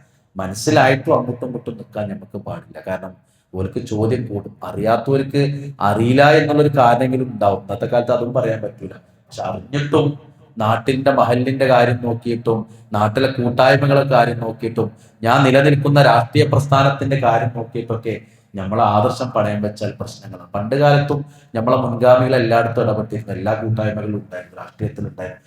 ഓല ആദർശം പണയം വെച്ചിട്ടൊന്നും ഒരു പണിയും മുൻഗാമികൾ എടുത്തിട്ടില്ല പ്രിയപ്പെട്ടവർ. അതുകൊണ്ട് ആദർശം പണയം വെക്കാതെ അത് കണിശമായി ജീവിതത്തിൽ പാലിച്ചുകൊണ്ട് എല്ലായിടങ്ങളിലും ഇടപെടുന്ന നാട്ടുകൂട്ടങ്ങളിലും ജീവകാരുണ്യ പ്രവർത്തനങ്ങളിലും രാഷ്ട്രീയ പ്രസ്ഥാനങ്ങളുടെ മുൻപന്തിയിലൊക്കെ നിൽക്കുന്ന ആളുകളായി മാറി വരും സമൂഹത്തിന് മാതൃകകൾ, പുതിയ മാതൃകകൾ നിർബന്ധമുള്ള കാലത്താണ്. അങ്ങനത്തെ മാതൃകകളെ സൃഷ്ടിച്ചു പോകാൻ നമുക്ക് കഴിയണം. അതിന് ഈ ബദറിന്റെ ഈ ഒരു ദിനരാത്രങ്ങൾ നമുക്ക് സഹായമാവട്ടെ എന്ന് ആത്മാർത്ഥമായി പ്രാർത്ഥിക്കുകയാണ്. അല്ലാഹു സുബ്ഹാനഹു വ തആല നമ്മിൽ നിന്ന് വന്നുപോയ തിന്മകളെ വിട്ടുപുറത്ത് മാപ്പാക്കി തരുമാറാകട്ടെ. അള്ളാഹുവേ, റമദാൻ വന്നിട്ട് ഒരുപാട് കൊടുത്തിട്ടുണ്ട്, ഞങ്ങൾ ഒരുപാട് ചെയ്തിട്ടുണ്ട്, ഒരുപാട് പാരായണം ചെയ്തിട്ടുണ്ട്. അള്ളാഹുവേ, പൂർണ്ണതയിൽ കുറവില്ലാതെ കുറഞ്ഞ ശതമാനത്തിലല്ല 100ക്ക് 100 ഞങ്ങളിൽ നിന്ന് അത് നീ സ്വീകരിക്കണമെന്ന് റഹ്മാനെ. റയ്യാൻ കവാടം തുറക്കപ്പെട്ടിട്ടുണ്ട് റബ്ബേ. നോമ്പുകാരാണ് ഞങ്ങൾ ആ റയ്യാൻ കവാടം വിളിക്കുന്ന ഒരു ദിവസത്തിൽ ആ റയ്യാൻ കവാടം വിളിക്കുന്ന പേരുകളിൽ ഞങ്ങളുടെ പേരുകൾ കൂടി നീ ആ ലിസ്റ്റിൽ ഉൾപ്പെടുത്തണമേ റഹ്മാനെ. അള്ളാഹുവേ, മരണപ്പെട്ടു പോയ ഞങ്ങളുടെ മാതാപിതാക്കളുണ്ട്, ഒരുപാട് വർഷമായി അവർ ഖബറിൽ ഉണ്ടായേക്കാം. അള്ളാഹുവേ, അവർക്ക് നീ വെളിച്ചം പ്രദാനം ചെയ്യണമേ റഹ്മാനെ, മഗ്ഫിറത്ത് പ്രദാനം ചെയ്യണമേ റഹ്മാനെ. അള്ളാഹ്, ജീവിച്ചിരിക്കുന്ന മാതാപിതാക്കൾ ഞങ്ങൾക്കുണ്ട്, ദീർഘായുസ്സും ആഫിയത്തും ഞങ്ങളോടുള്ള സ്നേഹവും ദീനിനോടുള്ള മഹബത്തും അവർക്ക് നീ നിലനിർത്തി കൊടുക്കണമേ റഹ്മാനെ. അള്ളാഹ്, മുസ്ലിം ഉമ്മത്ത് പരസ്പരം ഐക്യത്തോടു കൂടി മുന്നോട്ട് പോകുന്ന അവസ്ഥകളിലേക്ക് നീ ഞങ്ങളെ കൊണ്ടുപോകണമേ റഹ്മാനെ. ഐക്യം തൗഹീദിന്റെ പേരിൽ, പിന്നെ ആദർശത്തിന്റെ പേരിൽ, ഉന്നതമായ ഈ ഒരു മതത്തിന്റെ പേരിൽ മുന്നോട്ട് പോകാനും അതിന് നേതൃത്വം കൊടുക്കാനും ഞങ്ങൾക്ക് നീ തൗഫീഖിനെ പ്രദാനം ചെയ്യണമേ റഹ്മാനെ. ദീനിന് നേതൃത്വം കൊടുക്കുന്ന പള്ളികൾക്കും മദ്രസകൾക്കും മഹല്ലുകൾക്കും ഒക്കെ നേതൃത്വം കൊടുക്കുന്ന ഒരുപാട് മനുഷ്യന്മാരുണ്ട്. അള്ളാഹുവേ, അവരുടെ ജീവിതങ്ങളെ ധാർമ്മികതയുള്ള ജീവിതങ്ങളാക്കി മാറ്റണമേ റഹ്മാനെ. അള്ളാഹിനെ പേടിച്ച് ജീവിക്കാനുള്ള സാഹചര്യങ്ങൾ അള്ളാഹുവേ നീ അവർക്ക് നീ പ്രദാനം ചെയ്യണമേ റഹ്മാനെ. നാട്ടുകാർക്ക് മുമ്പിൽ വഷളാകാനും ദീന് അപഹസിക്കപ്പെടാനുമുള്ള രൂപത്തിലേക്കുള്ള ഇടപെടലുകൾ നടത്താതിരിക്കാനുള്ള മാനസിക കരുത്തുകൾ നീ അവർക്ക് പ്രദാനം ചെയ്യണമേ റഹ്മാനെ. അവർക്ക് ധാരാളമായ പ്രതിഫലങ്ങൾ നീ പ്രദാനം ചെയ്യണമേ റഹ്മാനെ. റബ്ബന ആതിന ഫിദ്ദുനിയ ഹസന വഫിൽ ആഖിറതി ഹസനത വഖിന അദാബന്നാർ. ആമീൻ ബിറഹ്മതിക യാ അർഹമർ റഹീമീൻ. വൽഹംദുലില്ലാഹി റബ്ബിൽ ആലമീൻ. അസ്സലാമു അലൈക്കും വറഹ്മത്തുള്ളാഹി വബറകാതുഹു. സുബ്ഹാനകല്ലാഹുമ്മ വബിഹംദിക അഷ്ഹദു അൻ ലാ ഇലാഹ ഇല്ലാ അൻത അസ്തഗ്ഫിറുക വഅതൂബു ഇലൈക.